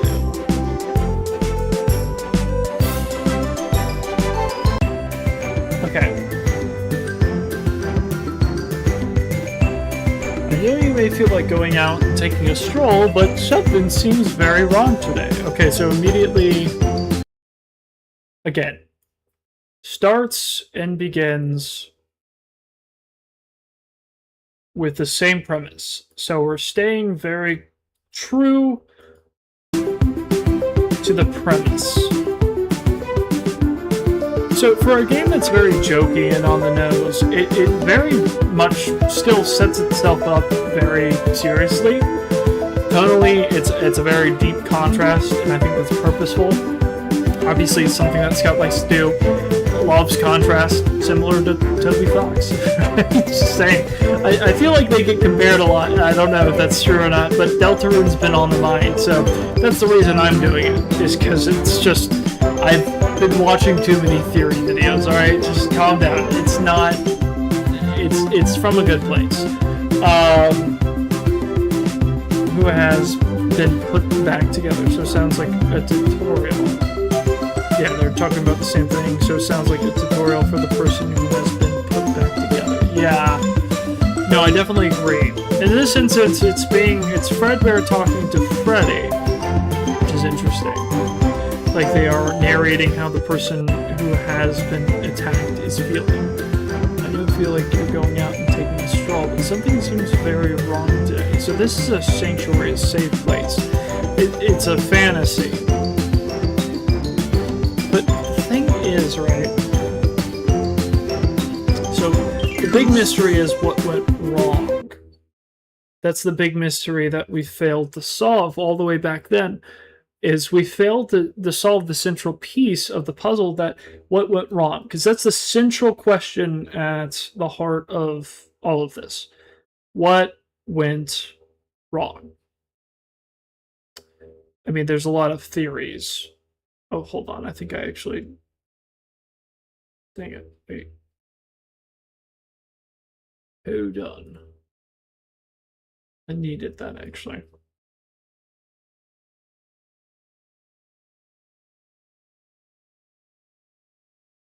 I think I'm still alive, though.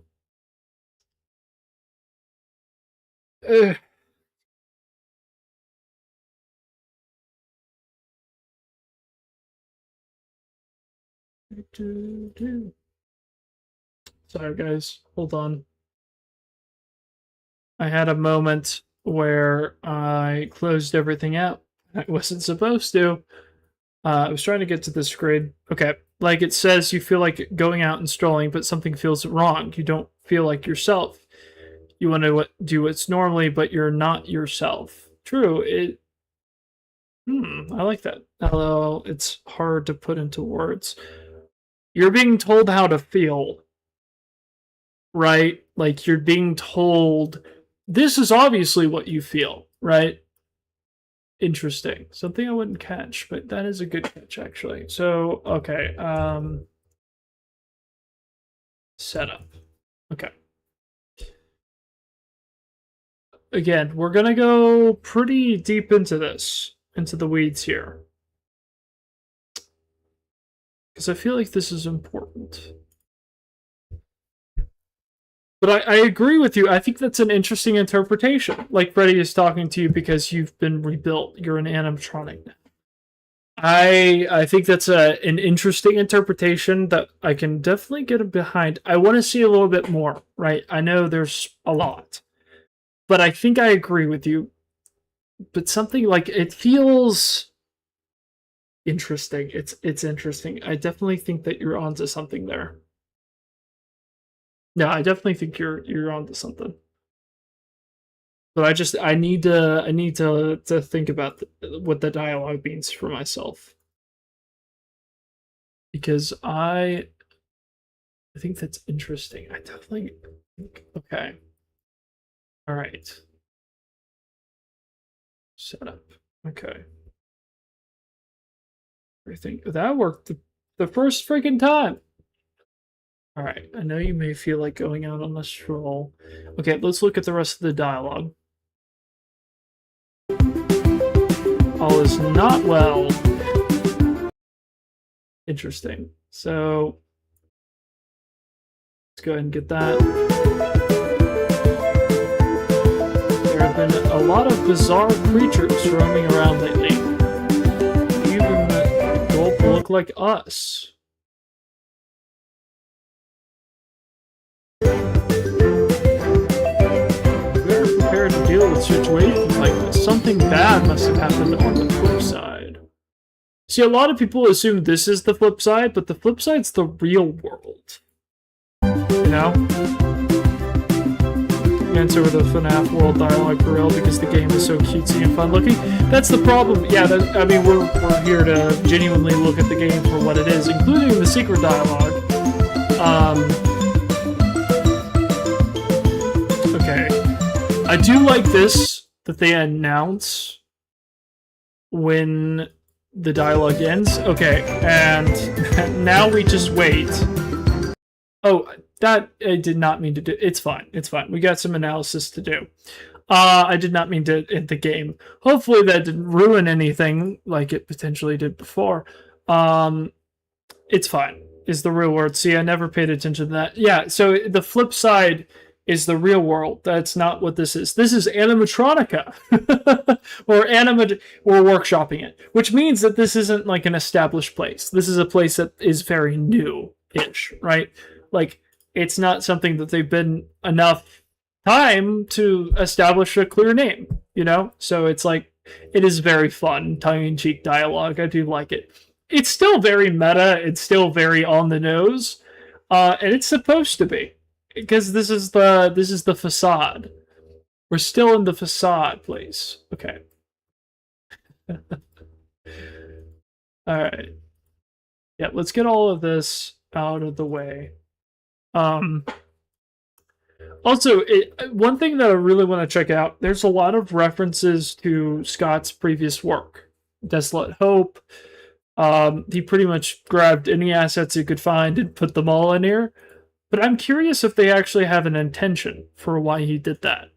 And I would love to play his other games, because I've heard some things from people that say that there's a lot of plot points from other games that do tie into interesting little subplots from the current games, which I think is pretty cool. We are not prepared to deal with a situation like this. Something bad must have happened. On the flip side, why also the story is being told from the perspective of a child? Not prepared. No.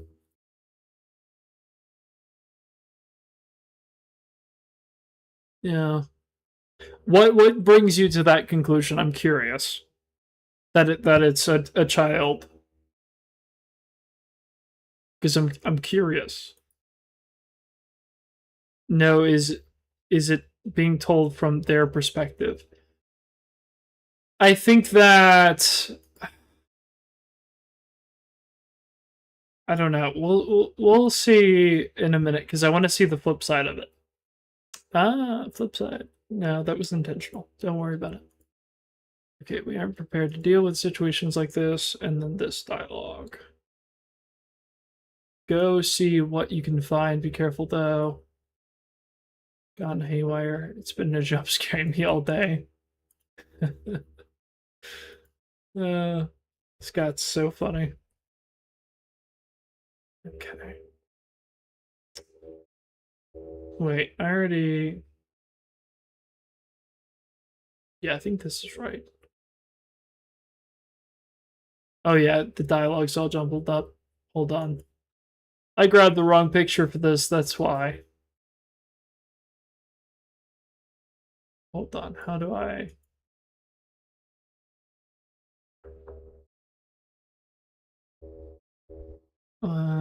let's see, delete image. Which one was this? Hello, Slippy, welcome. Hope you're doing well.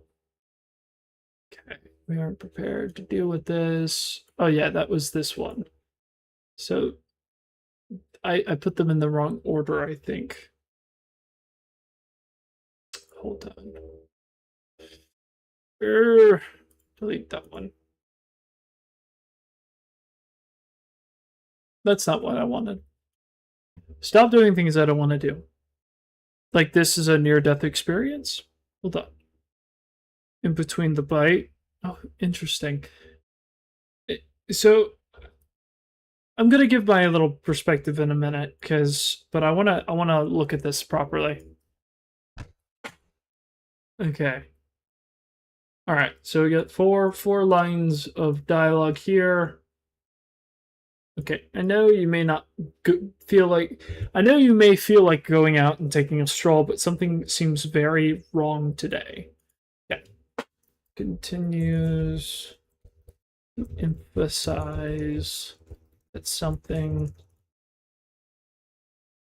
is wrong. All is not well in animatronica. Something is horribly wrong.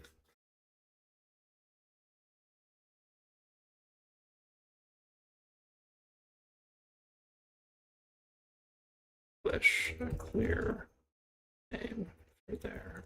Now, something is happening right now. It is. We aren't again. This. Okay. So they aren't prepared. This was called a sanctuary. But they assumed nothing could hurt them here.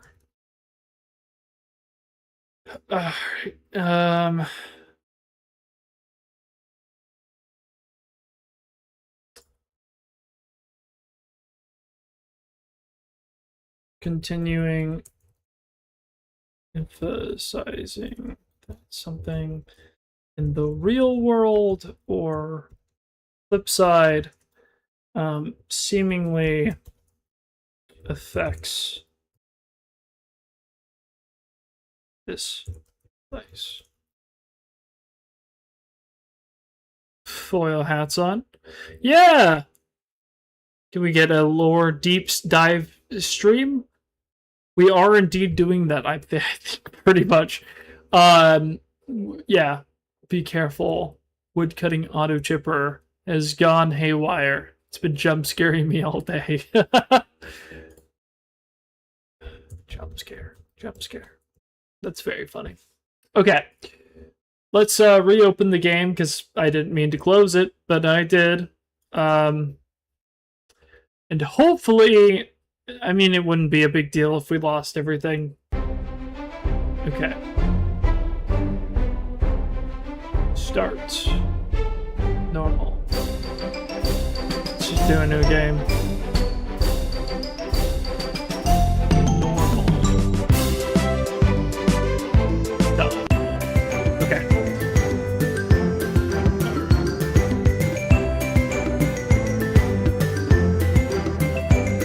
Oh wait, hold on. Did I get this?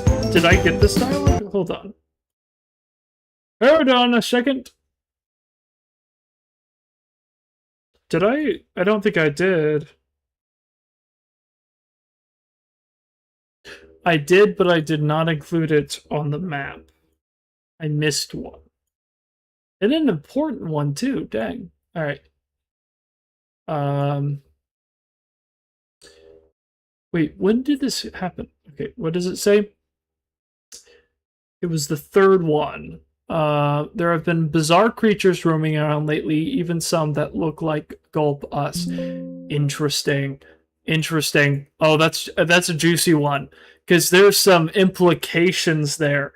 What do you mean creatures that look like us, but aren't? So things that are, might you say, shape-shifting? Are they shapeshifters? Why do they look like you? But they aren't you. They're from the other side. Ah, interesting. What do you mean that they aren't? What do you mean by that? So curious. Okay, hold on. They've been bizarre creatures. And again, all of this is going to be reflective of what happened out there. So there are creatures that are foreign. Wait. I'm losing my brain. I don't know how to spell words anymore. Foreign. Is that foreign? Okay, that is how you spell it. Okay. I was so confused. Creatures that aren't normally here have come from... Would it be fair to say that they've come from the flip side? Like, they come from the real world, or are they just effects of the real world? Okay, there have been a lot of bizarre creatures roaming around lately, even like Gulp Us. Okay, there are creatures that aren't normally here. They talking about nightmares? I mean, that could be... Oh! You know what? That's actually interesting. The thing is, though, the nightmares, I don't think... Did they... Well, they would be, like, interesting. Oh, interesting. Yeah, that would fit. There have been a lot of bizarre roaming around lately, even some that look like Gulp Us. The creatures that normally aren't here, that mirror the animatronics that aren't them.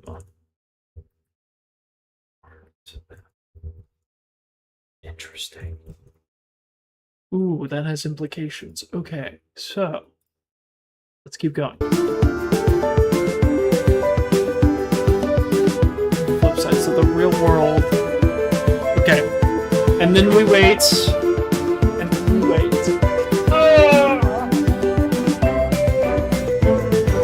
Oh man, to be back in 26. Oh, there it is.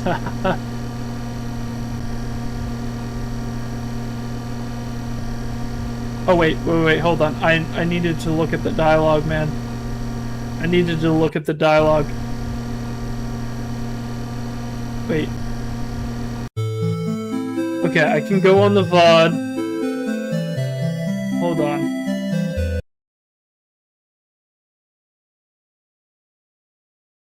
I can go on the VOD and look at that.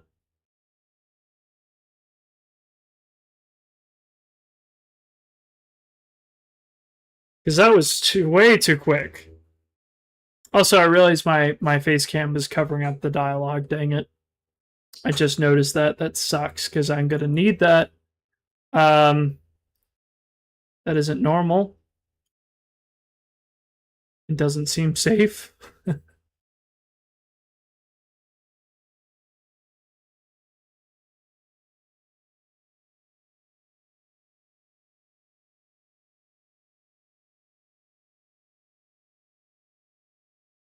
Okay. Hold on. Let me go and actually look at. Okay. Glitched out. Red Bear. Let's see. Glitched out. Red Bear dialogue. FNAF world. And I'm not even joking. I mean, it's interesting. Okay.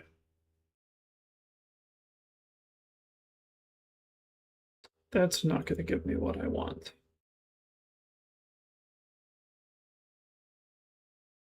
Is it this one?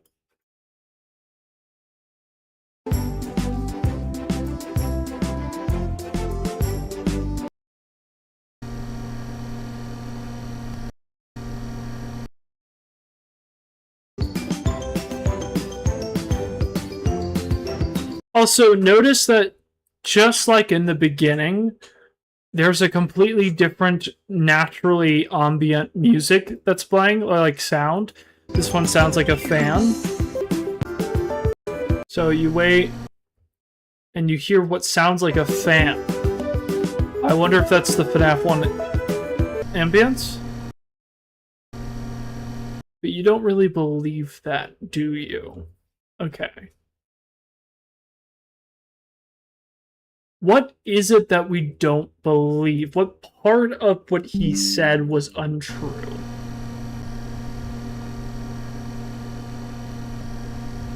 Again, also the yellow eye, so this is the speaker. There is a task for you to complete. Okay. The breadcrumbs to help him find his way. Okay. Guys, we're gonna have to talk about Mr. Hippo in a serious way. Breadcrumbs. You couldn't find the breadcrumbs because the birds were dead. So if you're unaware, in Ultimate Custom Night, in the Japanese dub for the game, the translation is incorrect. The Japanese characters, or the kanji, or I think it's kanji for Japanese, right? Yeah, it's kanji. So the kanji is wrong, right? It's mistranslated. One of the things that it mentions is a lake that is frozen over. Mr. Hippo also mentions a lake that is frozen over that Orville throws breadcrumbs onto, but the birds can't eat them because they're dead.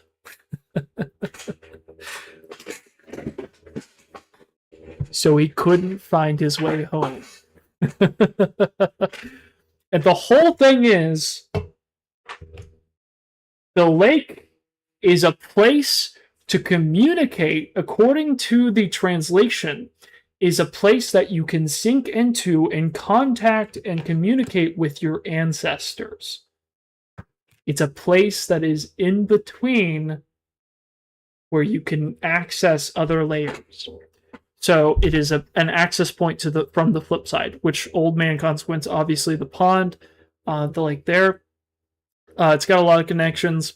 Mr. Hippo's dialogue actually might have some things, but you know what? That's a story for a different day. We might get there though. But that's really interesting, right? So the breadcrumbs.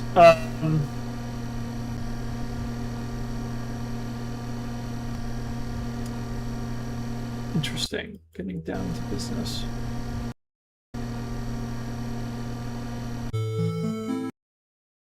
Interesting. Okay. Wait, what the heck is this?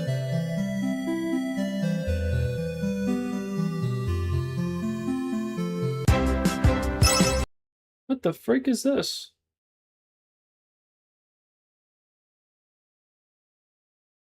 It's not what the game looks like. Is that a different version of the game? What was the version of the game?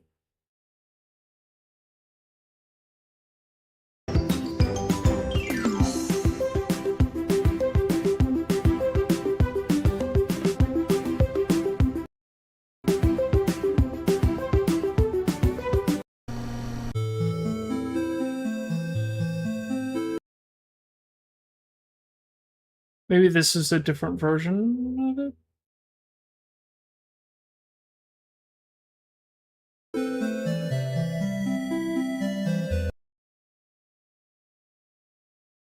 I'm so confused. What the heck?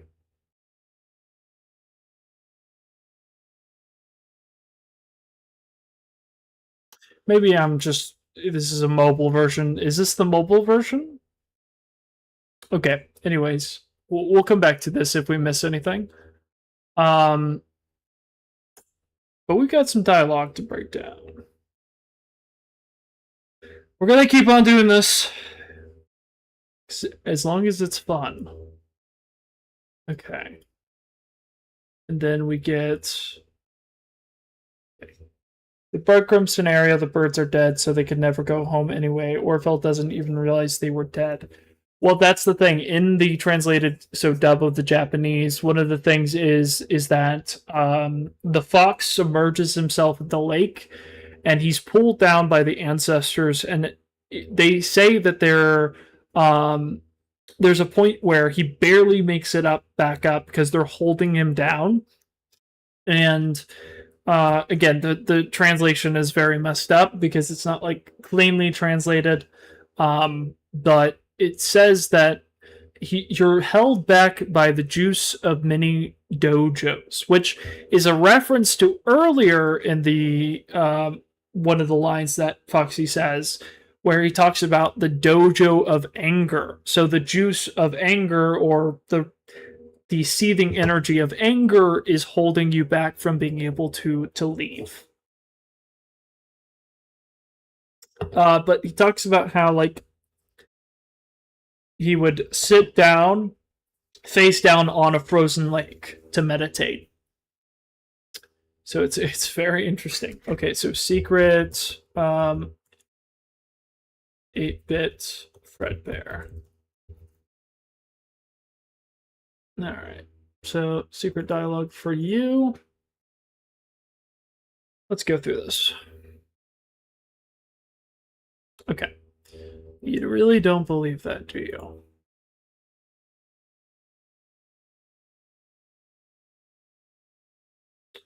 Then we can pop this up. All right, and then it's only two pieces of dialogue, I think, here. If I'm not mistaken. Yeah, that has a lot of interesting stuff in there. Because the Vengeful Bear and the Fox, the Vengeful Bear cutscenes in Ultimate Custom Night is absolutely about Foxy and the Crying Child. Which is interesting because you would think that it would be about William, but no, it's about the Foxy Bro and the Crying Child. And there's a funny line where it talks about how the fox talks about how he doesn't deserve character development, and it's a very like meta thing where it's like doesn't deserve characterization. But you don't really believe that, do you? Okay, go see what you can find. Be careful, though. Okay, but you don't really believe that, though. We aren't prepared to deal with situations like this, so there's a task for you to complete. What you can find. What is it that we can't... Okay, here's what I'm trying to... What is it that we don't believe? What don't we believe?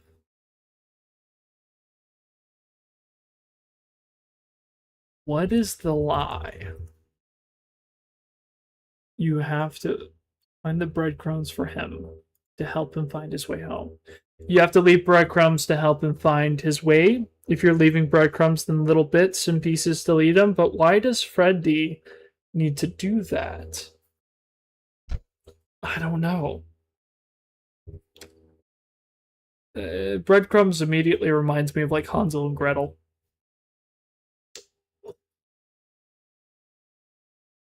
Funny enough, the bird seeds, the bread pieces were eaten by birds, and that's how they got lost. Why is it his responsibility? I don't know. Leave breadcrumbs. for him. So we aren't him, right? We're leaving breadcrumbs for him to help him find his way. So is the lie that there is something wrong? I don't know. Okay. Party.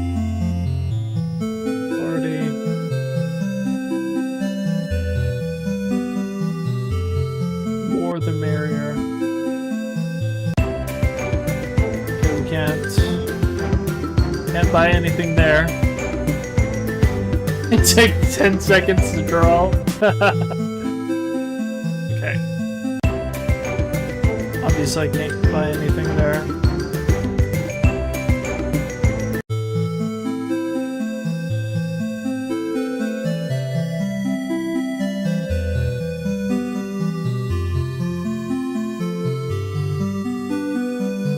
Okay, just kind of want to look around here. Okay, there's the glitch now. Okay.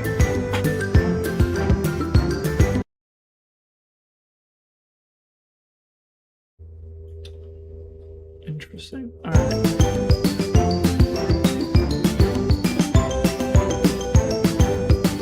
Slowing you're using little bits and pieces. Then half is hard. True. True it is. But I will tell you that this is a safe haven.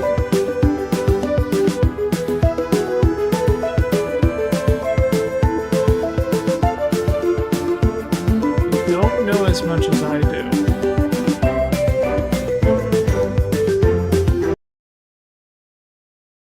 Fracture objects like the tree behind me have broken.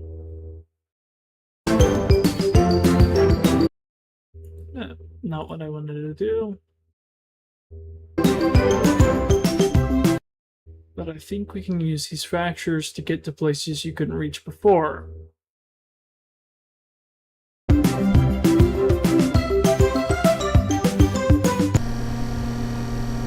Yes, the world beneath.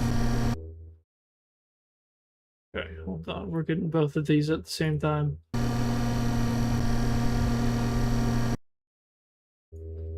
A sanctuary. There is no safe place. You don't understand that. You were made for one thing.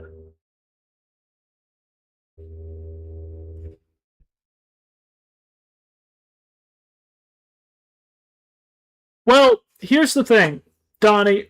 I think we are already on the other side.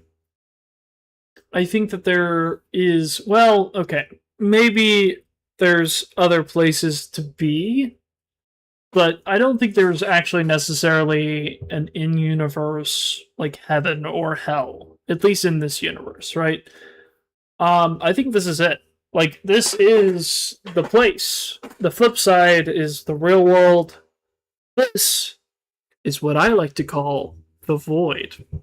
And that's where we get into some interesting places, because the void isn't just a blank place. It has what I believe to be a massive neural network of memory that connects all of these things together.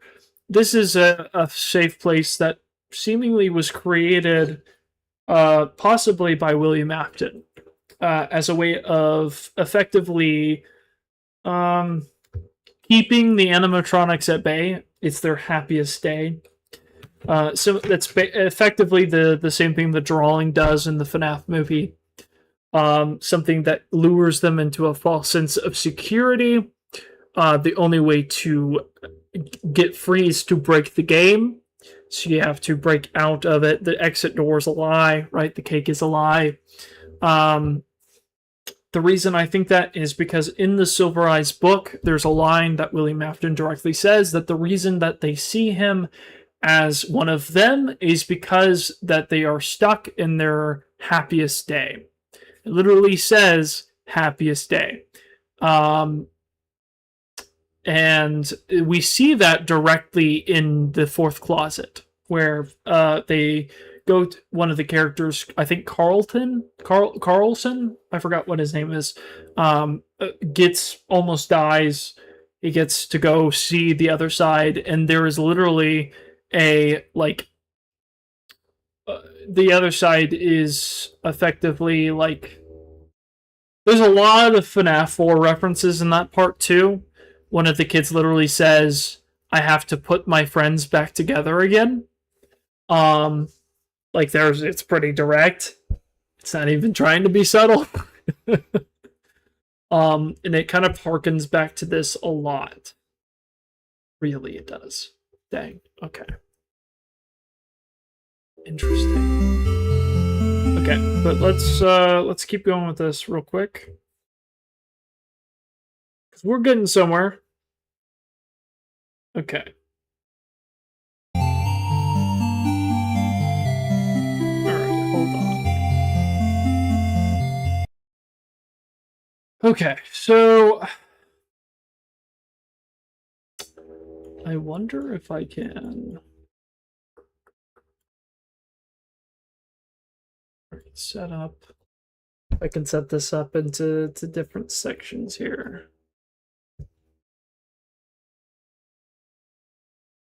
Well, here, let me just do this into acts. Okay. I'm just thinking it would be nice if I could go like down or something, make this a little bit neater, but it seems I can't do that. It's fine. Let's see, what would be the best way to do this? Okay, shot items. Because that's what this is about. Okay.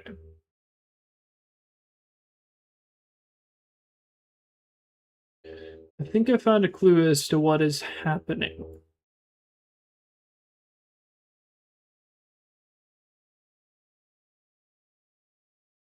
So this is a clue to us as well.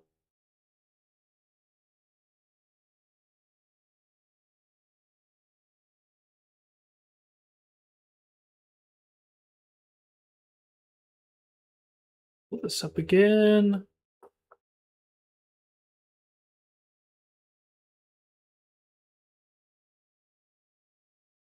Okay.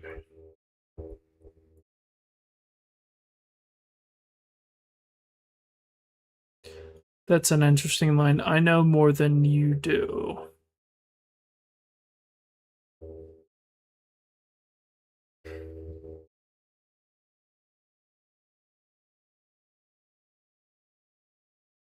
Because the way that it's being positioned is that this is a lie. So why is this person lying to us? Or is it that they just don't know? They think they know, but they don't actually know. Is it malicious, or is it simply by design, or is it simply ignorance themselves, them wanting to put themselves in a position of power over us? What is the thing? If the thing isn't working that we're doing, then what are we doing in reality?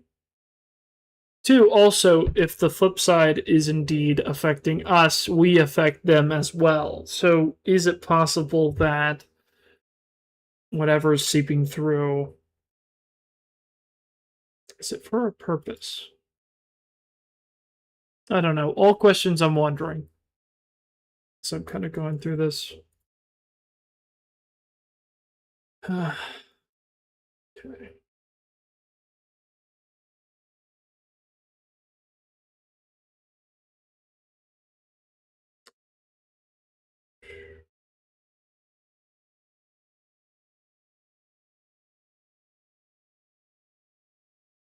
They keep emphasizing it that something horrible happened. Something terrible. I think I found a clue as to what is happening. Looking behind me, there is a tree that is distorted and glitched out. There's glitched out tree. All is not well.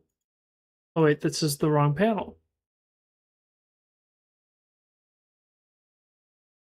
Image, delete. Could be this one. Could be the bite. I mean, that could not, like, context-wise would make sense. But why? Why would that have such an impact on this world, though? You don't know as much as I do. But I will tell you that this is a safe haven, a sanctuary. So, we are being either given selective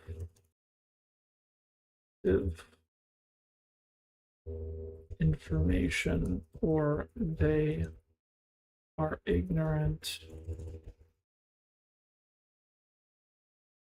and lying. Whatever's gone wrong, we have to fix it. It will be an adventure. Something horrible must have happened on the flip side because it's causing the world to fracture. So, whatever happened is causing the world to fracture. Objects like behind me have broken. But I think I can use those fractures to get to places. So we can use this for transportation. You have to go and find the source of these fractures. Okay, so goal, find source of fracture, aka what caused this in the first place. Interesting. Okay, in that context, right, none of the endings make any sense. I'm so curious to see where this goes, because, like, I haven't really seen or really taken any of this really seriously, so it's like seeing it in a new light, actually looking at this as like a story, right, that's being told.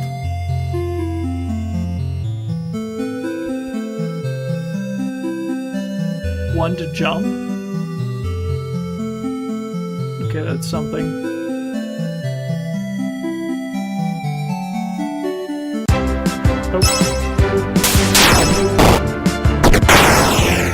Oh, we got it. And we did not die. Okay.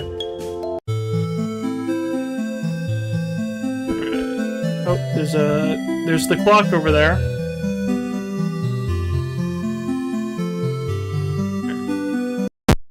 Okay, well done.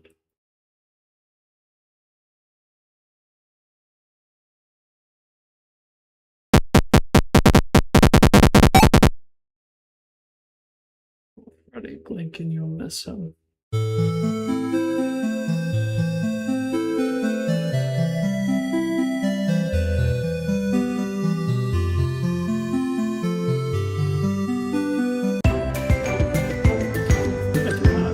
Say my name!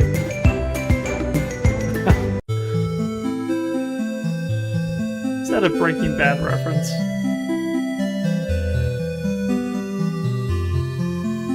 Oh, there's like a chest over here.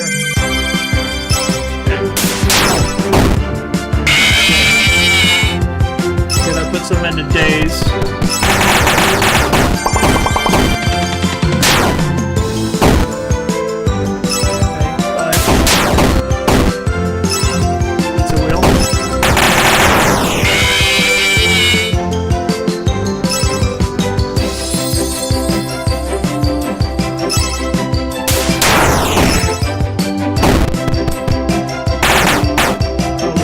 Guy's dead.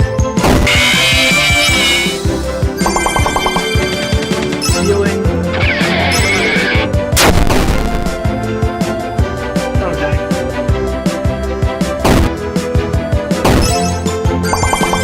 Not doing very well.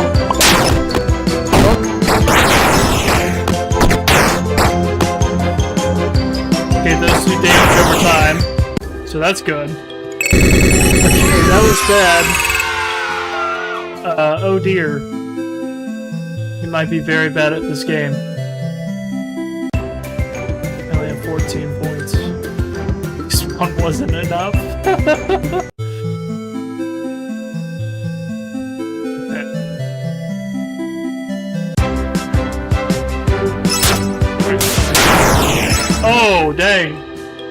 Divide did a lot. What if I just ground out this, like, first area? I can, like, get really strong, get some money.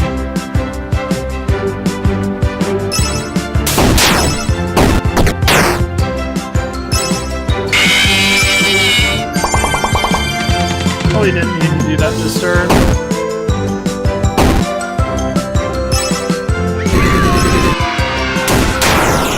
Okay, that did more damage.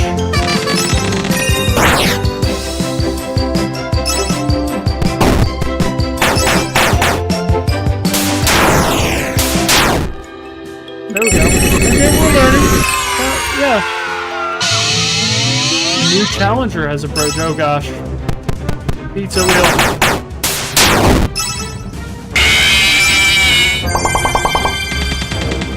Okay. Pizza wheel.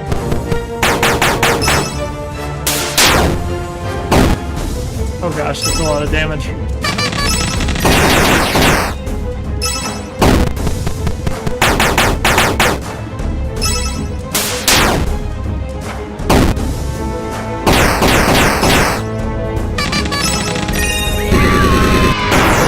Increases attack. That didn't do much.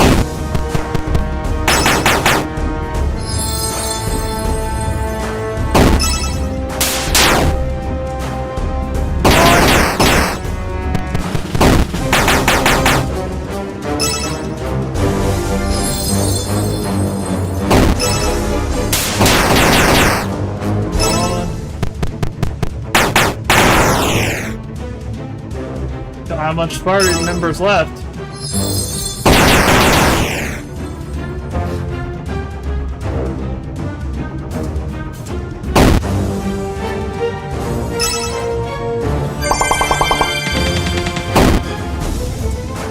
Dang.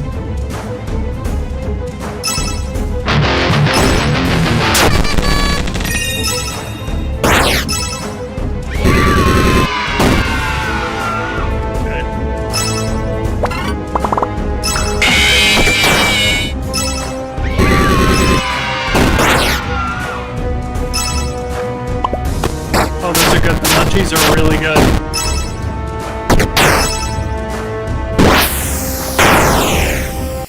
Okay, there we go. Yeah, I'm not very good at this so far. That's okay though.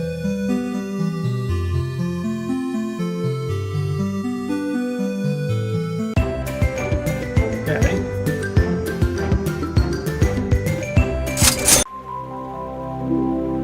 I remember this kind of game.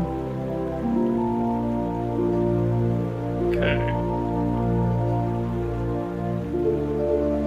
Dang it, I thought I had it. I thought I had it. Oh. I almost did. It's a rabbit, who cares? Okay. Oh, dang. Let's try that thing again. Okay, because I feel like I could have gotten that, but I got cheated out of it. Let's be real. Oh, I was so close to it. Okay, come on. It's got to do it sometime.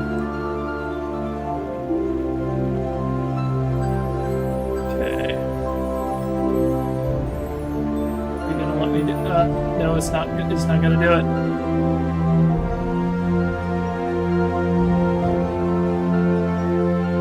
Got 30 seconds though. Oh, that might have been the moment. Dang it. Scott has something else. Oh,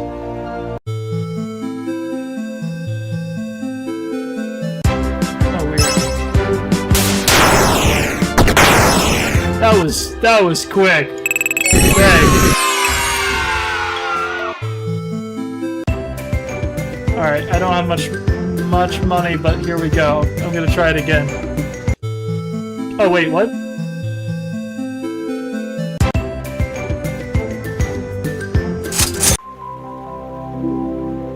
Okay.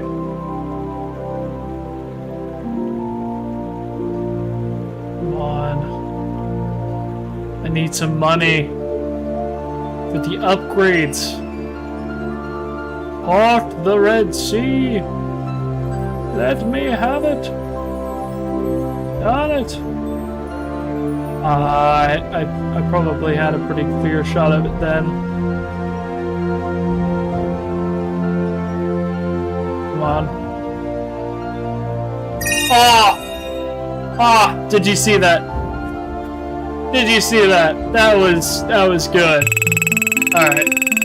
Now what can we get? Alright, so I can get some damage attackers. If I wait, I can get the big one, but what does that do? Let's alright, done. Because character quota. Oh man. Okay. Not what I meant to do. Feeling empty inside. Dang. Relatable.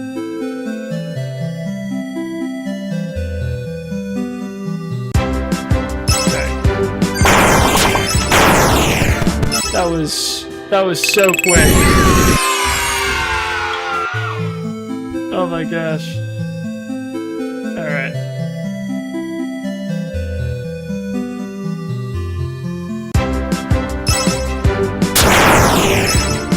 These are nothing to me now.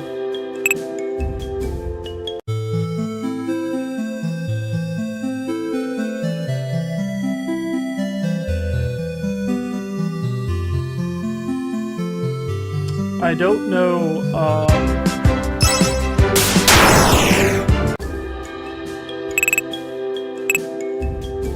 well, these are definitely good.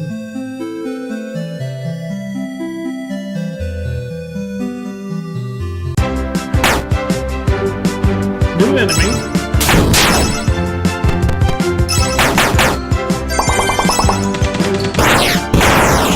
There we go.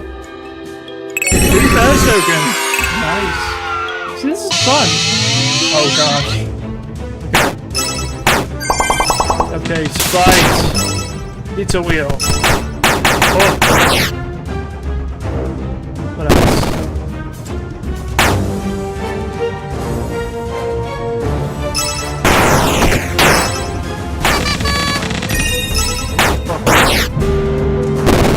Oh dang.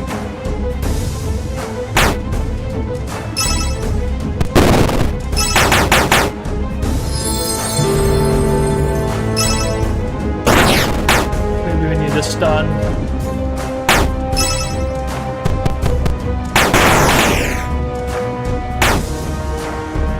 He's doing a lot of damage. Oh, jeez. That did not get on you at all. Dang.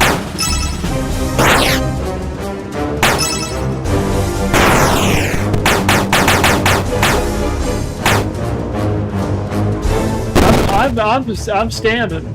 I'm still standing.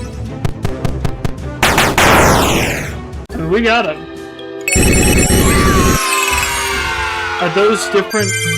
So what are those buildings?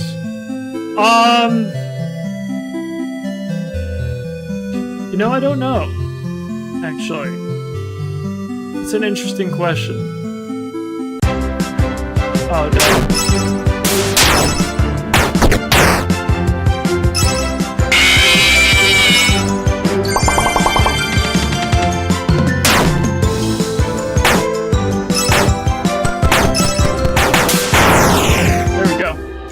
A little bit more difficult, but more points. We upgraded ourselves.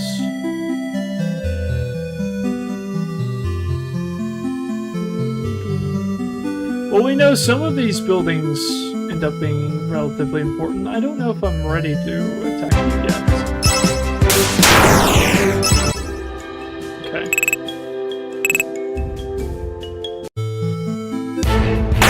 Okay, maybe this was a bad idea.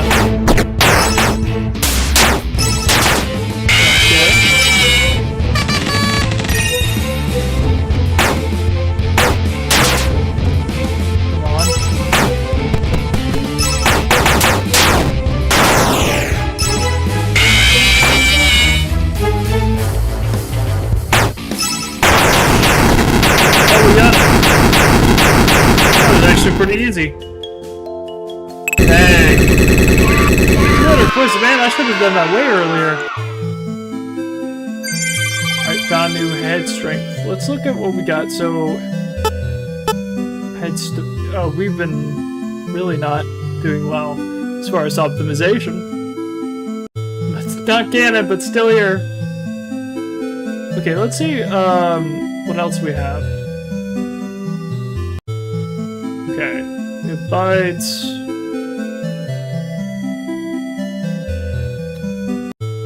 And then we have save. Okay, hold on. But more useful. Let's look at party. You have level 1, next 100. Interesting. So that's like, unscrews, I know, oh god, level 1 though.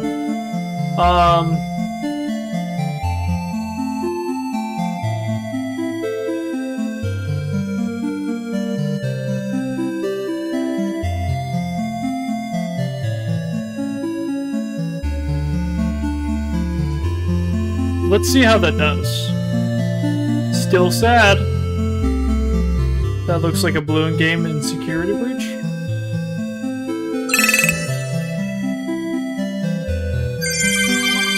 And start defense. Put back in the box.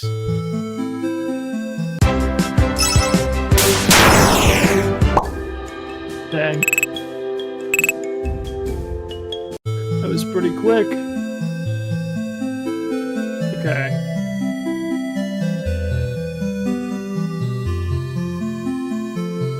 Have we gotten enough money for anything? Okay, we have 65, but nah.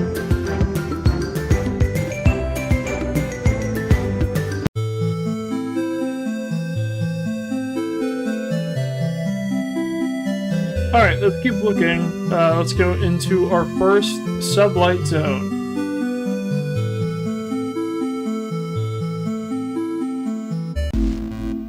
These are so interesting. This whole effect is fascinating. So, we're looking out.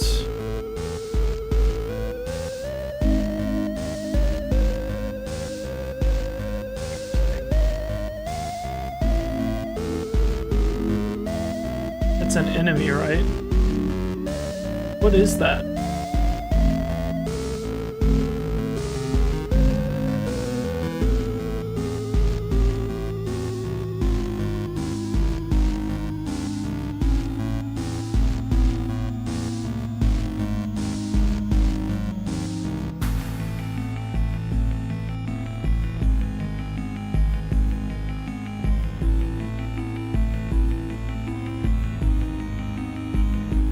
Oh, these are travel points, right?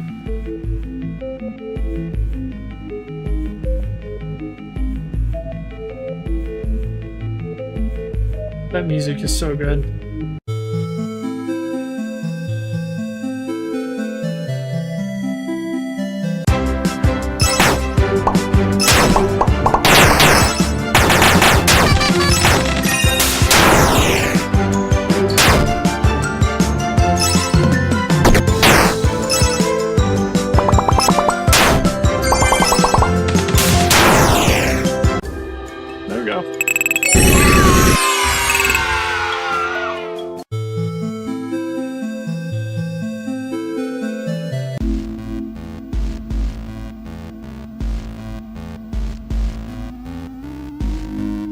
So we're in a forest.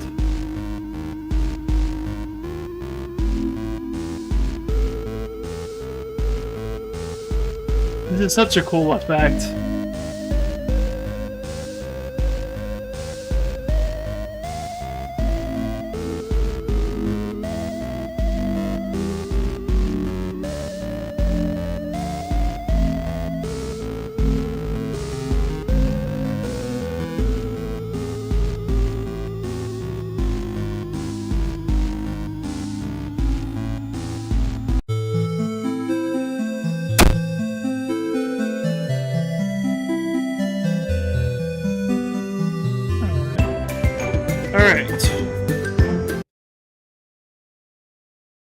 press the button behind me. Did I get it?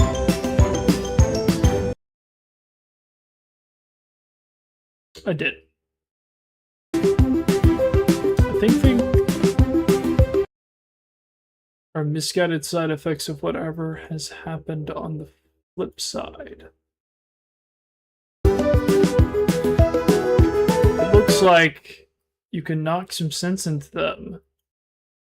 Not wonderfully convenient. Interesting. Sublight tunnel under the game, and it's probably hidden inside another glitched object. So that's acknowledging them that this is on a meta scale, they know it's a game.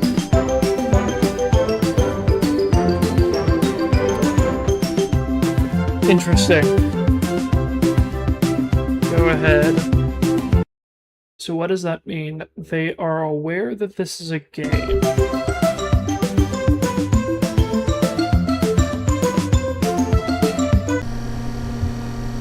Things don't get more dangerous. You are being played.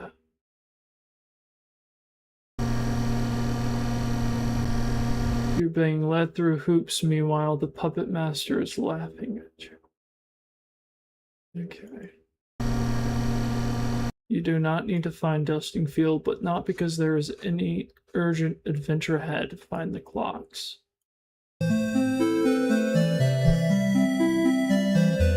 Is it supposed to be digital? So that this is like an inverted view of everything.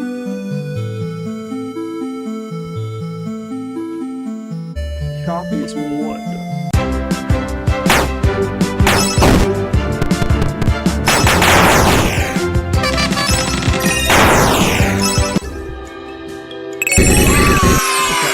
We need to look at the dialogue again. After this. Spotty.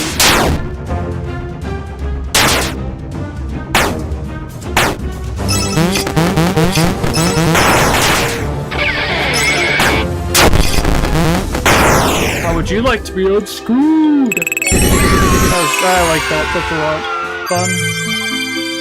Okay. Okay, hold on. Oh, dang it! I keep forgetting that if you... I forget that if you can escape, it... man. That's fine. That's fine. It's easy to get back there. It just sucks. So I saved, it's fine. Here, I'm probably gonna look at this dialogue, and then I'm probably gonna, like, head out for the night. What are the clocks for? So the clocks are for the one ending, that basically is the most taken seriously. All of these games are allusions to FNAF 3's mini-games that you'll find. Hence the whole idea of them being a game, because in FNAF 3, that's what they are. They are games. Which, again, what all of this is doing is just addressing the meta level, right? The meta narrative behind it all. So the game, the puppet master, again, you think of the puppet, but again, so it's not talking about the puppet, it's talking about the puppet master, which, in the context of something like Help Wanted 2, the puppet master is the puppet. Although no. Wait, who is the enemy of that level? I'm forgetting. Oh, I'm so tired. Yeah, let's go ahead and add that to this section. Oh, we never did do the secret dialogue for this one. I forgot to do it. My bad. Because there was 2 parts in here. Okay, and then 8-bit Fredbear.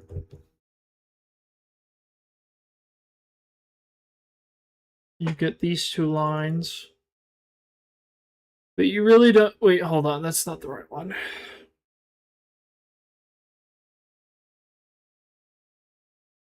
Yes, the world beneath the surface world. The world beneath the surface world. Beneath the surface world. What does that mean? Meta layer behind everything?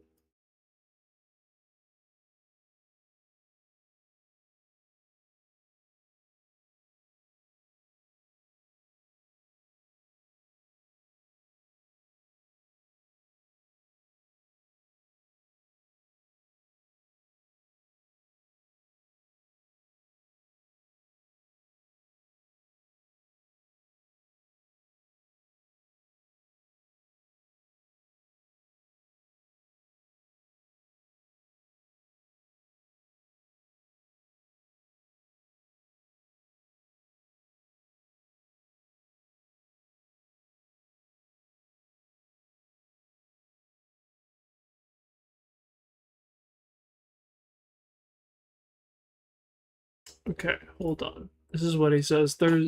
This is a safe place, a sanctuary. The truth is, there is no safe place. You don't understand that you were made for one thing. You were made for one thing. What were you made for?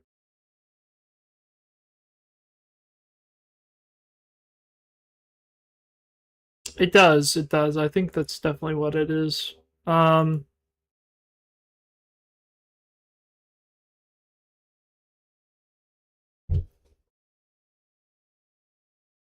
so it seems to be that we are a tool for something else. For something else. Interesting. Okay.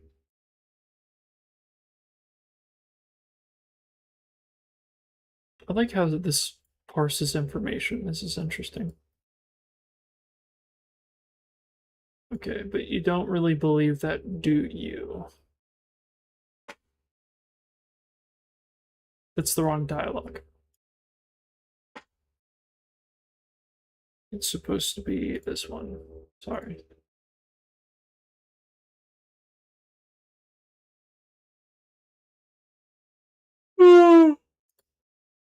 Oh, that's not what. Okay, hold on.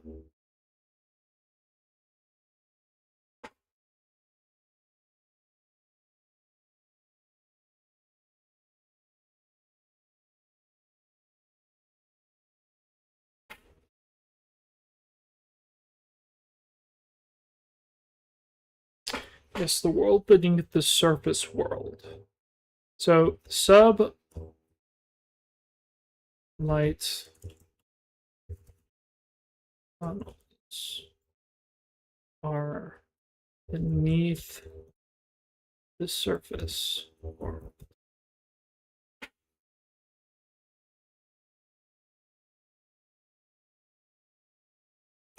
Yeah, glitch trap. Interesting. This is a safe place. The truth is, no place is safe. So, this is a safe.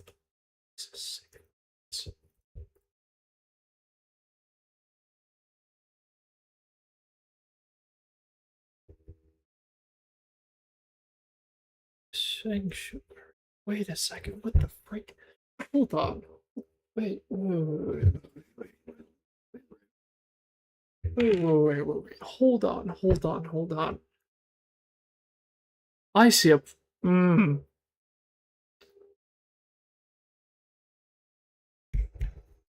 I don't think 8-bit Fredbear is the plush, but it very well might be pretending to be.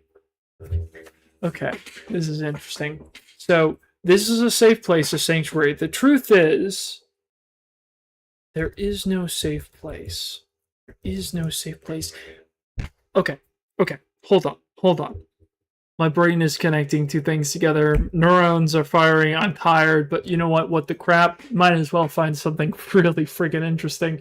Hey, question. What were we told in the beginning?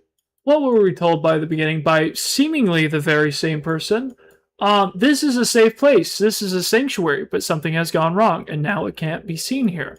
All of this dialogue that it's setting up all of this, all of this is the setup of the game that this entity has been spouting out the whole time, and yet you were supposed to believe, based on the eye color, based on everything, based on the very ending of the game that's presenting, that this is the same person. So why are they contradicting themselves? They're the ones who told us this was safe. Yeah, right. There is no safe place. But in the beginning of the game, seemingly we've been under this impression, right? Yellow eyes, same phrases. We're told in the beginning and the end, it's bookended by the same presence. The dark eyes, the darkness with the yellow blinking pinpoint pricks of light. And yet we're assuming that they're the same entity, right? The 8-bit Fredbear plush, but there's an issue here. They're contradicting each other narratively because the whole setup of the game was set up by seemingly this entity lying to us. If this is the lie, then the voice in the beginning isn't telling us the truth. Right? Yes, the world beneath the surface world. Sublights are beneath. Okay, so this is a safe place. The truth is there is no safe place. You don't understand that. You were made for one thing. So what's happening? What's happening here? So is it that we are made to believe that this is the same entity that is talking to us? But it might not be. Were we led astray? Because something that doesn't make sense to me. In FNAF 4, right? The Fredbear plush tells us, okay, we are still your friends. I will put you back together. But then notice symbolically, everyone disappears except for him. All of the plushes that were supposed to stay, were supposed to help put him back together, they left. And it was only him in the darkness, and it ends with him continuing to cry. It's a very sober ending, but the truth is that they didn't help him. You were made for one thing. There are two entities talking to the victim. You were made for one. One of them is telling, okay, but the thing is, right, this isn't the entity talking to the crying child. This is the entity talking to something else that is made specifically to help guide the crying child, to put out the breadcrumbs. You were made for one thing. No, it's two different ones. You were made for one thing. So the crying, it is, again, we have to put in our minds, this isn't speaking to the crying child. In the beginning, it does seem like they're being spoken directly to the crying child, because that's the one that they're going to put together. So I think the difference is this is an entity speaking to the crying child, whereas I think here they're being a little bit more honest. I don't think it's a plush with a walkie-talkie inside of it. I don't think it is. I think it's something very, very different. I think FNAF 4 is a multi-layered game that has a lot of subtext that you need to understand a lot of things, I feel like, in puzzle pieces to really fit them together. And I think FNAF World was supposed to be designed to help you solve it. The pieces put together. And I think the pieces were all there.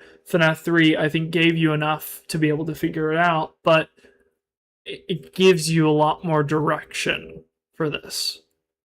But quite literally, I mean, this works in layers. I think that this works in the same amount of layers as FNAF 4 does, right? Because the thing is, I think you have the real-life situation, the events that happened, but that's not what we're seeing. We're seeing memories. If you look at the encyclopedia, it actually directly says that the minigame day minigame are memories. And I agree with that. I think that they are. They are not direct events. They are memories of what seemingly happened. The Fredbear plush wasn't there. It's a memory that's guiding us. It seems like they are glitching out and not meaning to say the negative stuff, but it needs to be said. Yeah. And that's the thing is like it seems like it's very difficult for them to keep their form together, right? Also, it's very indicative of what Shadow Bonnie looks like whenever he's glitching out, which means this is likely a shadow. Um, which both have been representative of somewhat neutral to very, very bad. Having direct associations with like entities like Eleanor. Shadow Bonnie also was later an antagonist in FNAF AR pretty directly. Um,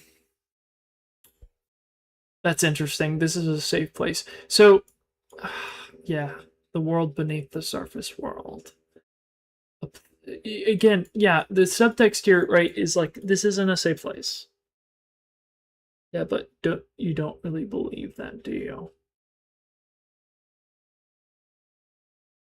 You have to leave breadcrumbs for him. So what that effectively is telling us is that the FNAF 3 mini games are breadcrumbs. Because that's what we're doing, the clock ending. So, by the way, the clocks are references, at least this is my interpretation. I think the clocks are a reference to the puppet. So, the puppet song that's played in the music box is called My Grandfather's Clock. And the whole song is a song about grief, but it's more important than that, right? The entire reason that the grandfather clock is called a grandfather's clock is because of that song. The reason that so FNAF 4 having a grandfather clock and specifically choosing to end its night with an alarm is a direct reference to the lyrics of the song, which is all about someone accepting death. It's like they're telling him two different things. Yeah, it's very interesting. There's a lot of I don't know. I don't know. Very interesting. Very very interesting for all my Gaster fans out there. Um, yeah, like this is obviously a reference to balloon. But also the sprite here is the same as the drowning sprite. Mm. Oh,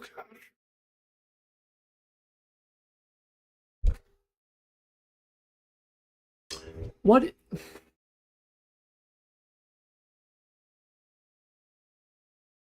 What are you doing here?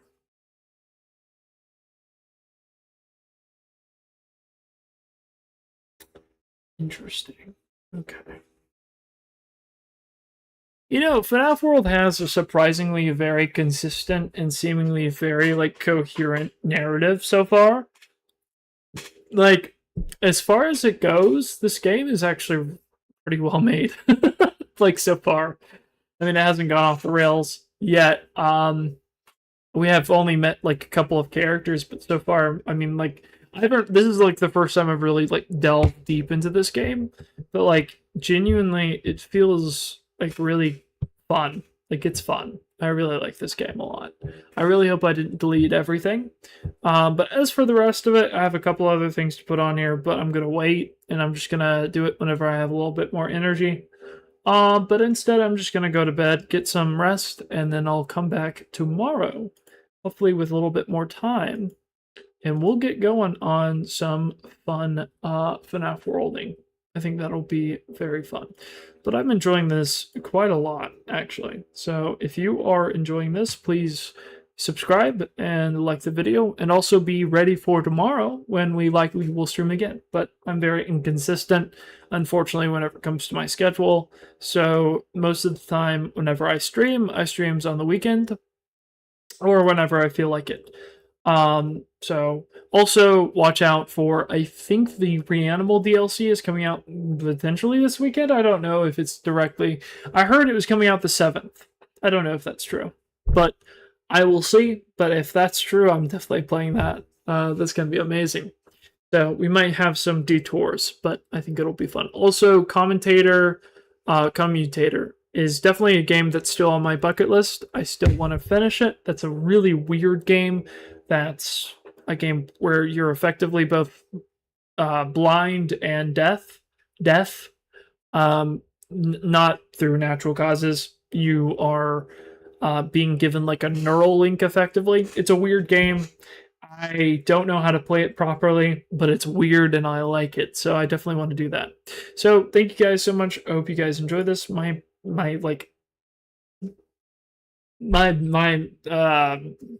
throat's like closing up. It's hurting. All right, see you guys. All right, I hope so. I hope so. All right, see you guys. Bye.